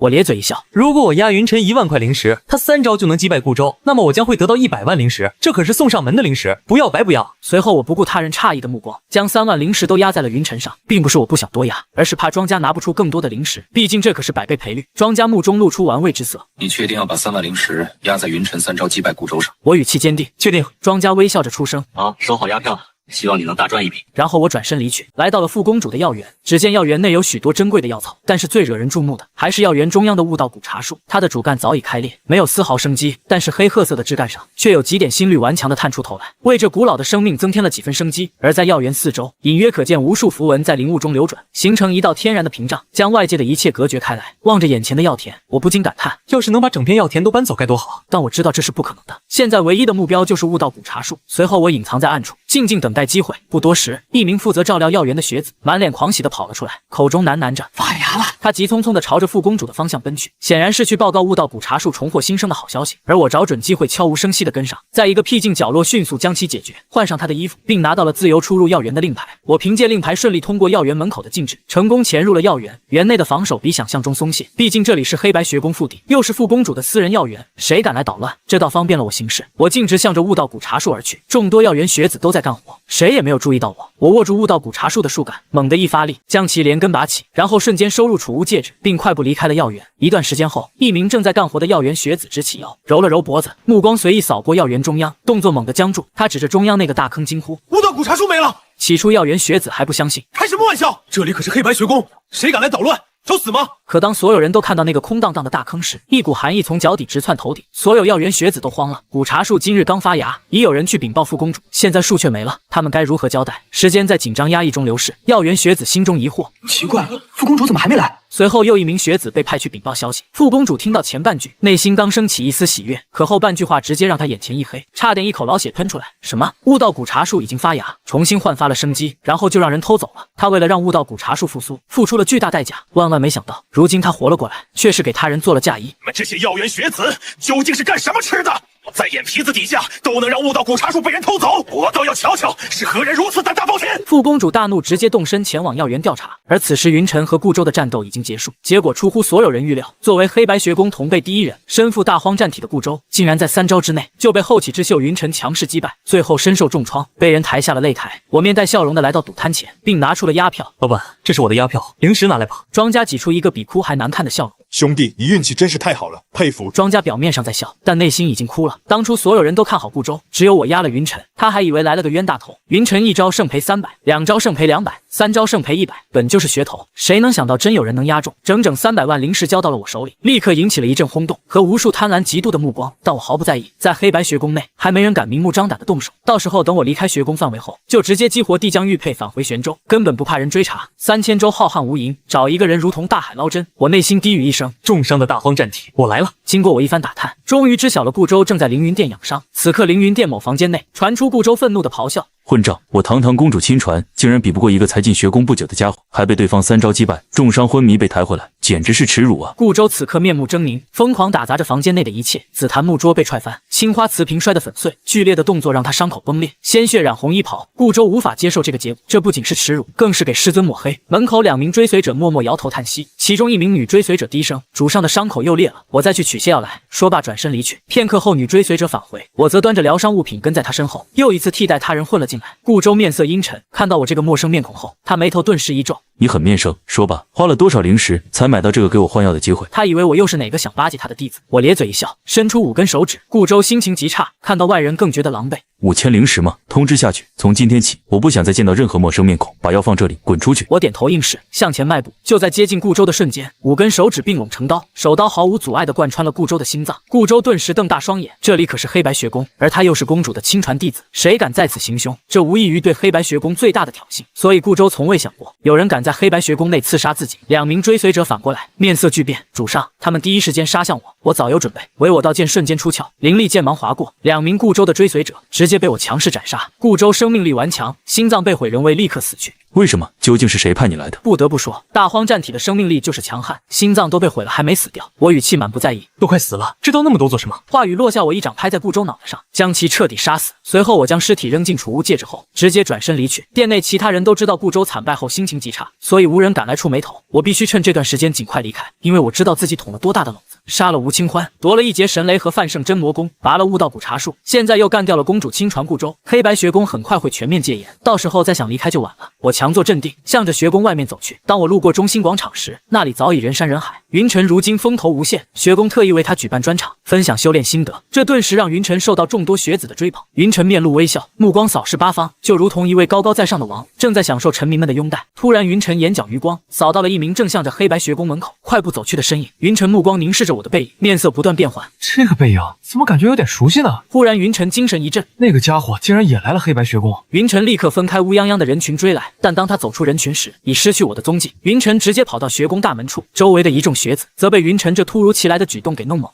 这是干嘛？仿佛什么紧急的事情要处理。我察觉到了云晨的动作，幸好追捧他的学子为我争取了一些时间。我加快脚步，走向学子专用通道。只要穿过那里，我就能彻底离开黑白学宫了。云晨的声音从身后传来：“你给我站住！”如今云晨的实力突破，身法雷动九霄也有精进，他非常自信，在速度方面绝对不会再输给我。我头也不回，反而加快速度。傻子才会站住！云晨急声大喊：“快关门拦住他！”我不再隐藏，直接施展行自命。来你大爷去吧！只听嗖的一声，我直接穿过了专属通道。云晨彻底确定我的身份，怒吼着追出。行自密，果然是你这个混蛋！这次我绝不会放过你！雷动九霄！我和云晨一前一后的冲出黑白学宫。这一次云晨的速度大增，我一时间竟无法甩开他，距离甚至还在进一步拉近。云晨大笑：“这次你逃不掉了！”云晨内心更是激动的砰砰直跳，马上就要抓住这个屡次抢夺他机缘的混蛋。然而当我取出一团神雷本源后，情况再次发生了转变。1节神雷是1雷，可全方位增幅修炼者的实力。如今我虽然还未融合掌控它，但借用其一丝威能完全没有问题。下一刻，我周身萦绕青蓝色的雷电，整个人笼罩在耀眼的电光中。突然我猛地一踏地，化作一道青蓝色的闪电朝着前方而去，瞬间将距离再次拉开。云晨内心大怒，那该不会是我的1节神雷吧？怎么会出现在他手里？说完，他脸上充满了无奈，眼前一花，又失去了我的踪影。云晨张开双臂仰天悲呼，又让他跑了，根本追不上。这时数道身影出现在云晨身边，为首是一名面容严肃的白衣中年人，也是学宫的一位老师。云晨，刚才发生什么事情了？云晨眼珠一转，老师，我怀疑那人盗走了学宫的宝物，甚至之前发生的命案，我感觉也和他有关。云晨自己抓不住我，就想借助黑白学宫的力量，他直接在我身上扣下几顶大帽子。闻言，白衣中年人神色顿时一变，人既然已经跟丢，那咱们先回学宫从长计议。只要这人还在汉州，就逃不出咱们黑白学宫的手掌。然而当他们返回学宫后，听到的最新消息让他们全都懵了。副公主药园内刚复苏的悟道古茶树被盗，公主亲传弟子顾周在凌云殿内被杀，尸体失踪，天才女弟子吴清欢也已失踪。白衣中年人和云晨对视一眼，皆看到对方眼里的吃惊。云晨内心更是震惊到极点，此前他在白衣中年人面前是故意污蔑我，想要用黑白学宫来抓住我。可云晨万万没想到，他的污蔑是真的。很快我上了黑白学宫的通缉榜，我的所作所为传开，引起一片哗然。在汉州得罪黑白学宫，几乎是自寻死路。但此时我早已通过帝江玉佩返回了玄州。回到小院后，我开始整理此行收获。圣人手骨催动一次消耗巨大，但爆发的威能却超乎想象，可作为底牌使用。磨牛肉10只可大补，足够我吃上一段时间。而1节神雷本源，我直接将其融入气海，用不了多长时间就能彻底炼化。范圣真魔功是古界的顶级功法，修炼者体内会同时涌现金色佛光与漆黑魔光，此功法共分9重，每突破1重，体内的佛魔之力便会暴涨1分，待到第9重圆满，可化身泛圣真魔。而悟道古茶树，我则将它种植在了5色土中，让其逐渐恢复生机。我暗自嘀咕一句，随着灵植越来越多，息壤和5色土就有点不够用了，得想办法弄点特殊土壤才行。随后我便返回房间，开始吞噬大荒战体的本源。很快我的实力就达到了神桥境2层，最后还有300万灵石，让我发了一笔横财。总之这次的汉州之行可谓是收获满满。婉月唤了一声，公子开饭了。餐桌上，牦牛肉被婉月处理后，可谓是飘香四溢。除了牦牛肉，还有8珍鸡的鸡蛋，再加上瘦奶，这一顿饭下来，对于婉月和李玉等低境界修炼者来说，更是好处多多。不仅能加快他们的修炼速度，还能提升他们肉身强度和修炼天赋等等。饭后我花费灵石进入梦境修炼，一夜时间很快过去。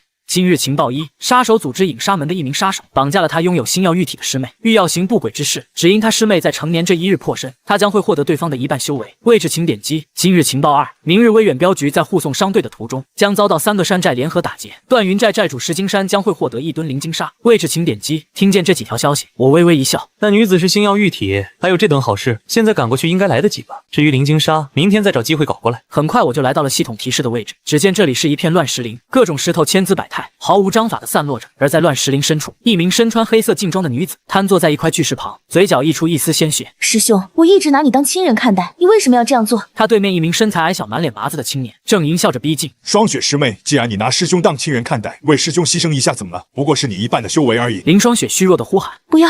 救命！”麻子师兄呲着一口大黄牙出声：“叫吧，越叫我越兴奋。”就在他欲行不轨时，林霜雪目中立芒闪过，口中吐出一根银针。麻子师兄反应极快，但还是被这根银针贯穿了耳垂。林霜雪眼见自己的银针命中，他大笑出声：“师兄，被我这根银针射中，不出3日，你就会全身溃烂而亡。”原来林霜雪刚刚的柔弱全是装出来的。身为杀手，他双手沾满鲜血，又怎么可能会柔弱？麻子师兄大怒，一巴掌将他打得满嘴是血。贱人，没想到你竟然还有这一招，跟你那老不死的师傅一样阴毒。说着就要撕扯林霜雪的衣服，突然一道凌厉的剑芒自我手中爆发，刺向麻子师兄的后心。麻子师兄惊怒交加，勉强躲过了我的偷袭，反手一掌拍向我心口，我却脊背挺直不闪不避，砰的一声，掌力落在我身上，发出金铁交鸣之声。麻子师兄只觉五指发麻，就仿佛拍在千锤百炼的玄铁上，整条手臂都在剧痛。他顿时无比震惊。我缓缓抬眼，你这一掌似乎也不过如此。话音未落，我胸口衣衫寸寸碎裂，肌肤隐有龙鳞纹路流转。麻子师兄连忙后退3步，显然是没想到他比我高出3重境界，全力一击竟伤不了我分毫。下一刻，麻子师兄恼羞成怒，口中低斥一声，脚欲杀。只见他手握一柄紫色的匕首，身形化作血影消失。我目中黄金光芒闪过，黄金瞳开启，麻子师兄的动作仿佛被放慢了10倍，金铁交击之声不断，璀璨夺目的火花在我周身溅射。麻子师兄越打越心惊，我却淡淡评价了他一句：“你实力不错。”麻子师兄被我的态度彻底激怒，混账东西，比我低3重境界，如今竟然敢这样和我说话，你在瞧不起谁？今日看我如何灭了你！随即我运转泛圣真魔功，周身金紫光芒交织，泛银魔效并存。我一掌拍向麻子师兄，他避无可避，硬生生接下这一掌，顿时口喷鲜血，全身骨头断裂。他恐惧地看着我：“你等着，我一定会回来的。”这一招远远超出他的想象，他彻底怕了，连忙向前跑去。只可惜在我面前想要逃跑，无异于痴心妄想。我直接将他送走。随后我喃喃自语：“凡圣真魔功仅是入门，没想到就有此等威力，不愧是最顶级的功法。”这时林霜雪收起震惊的目光，露出一副我见犹怜的乖巧模样。多谢你救了我。话音刚落，他就猛地出手，准备在我猝不及防的情况下偷袭。林霜雪嘶吼着大喊：“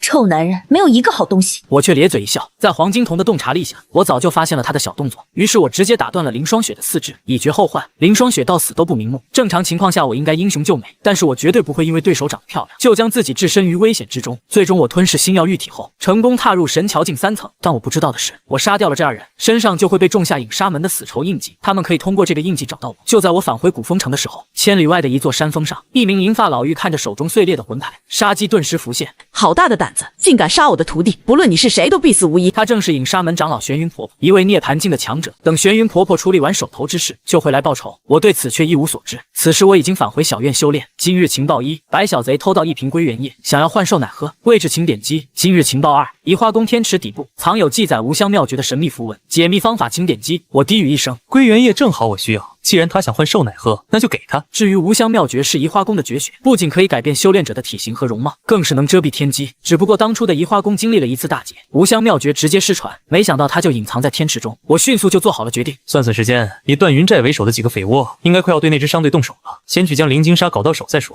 于是我立马赶到了劫杀商队的地方。此时那些山贼强盗已经与商队发生了激烈冲突，一名身形如铁塔的汉子呵斥出声。你们好大的胆子！我威远镖局护送的商队，你们也敢劫？段云寨主石金山冷哼一声，抢的就是你们。很快在三大山寨的围攻下，打得威远镖局节节败退，他们最终不敌，只能黯然离去。三大山寨获得了这次战斗的胜利，只不过事情还没完。隐藏在暗中的我，本以为三大山寨之人会现场分赃，却不料段云寨主石金山直接用毒，将另外两大山寨之人放倒在地。两大山寨之人纷纷破口大骂：“石金山，你卑鄙无耻，不讲道义！”石金山却狂笑起来：“无毒不丈夫，在这个强者为尊的世界，只有不择手段才能变得更强。”没用多久，另外两大山寨之人就被杀光。石金山满脸笑容，准备打道回府。然而他转身一看，堆积如山的战利品竟不翼而飞，他暴怒咆哮：“东西呢？”却只远远瞥见一道迅速消失的背影。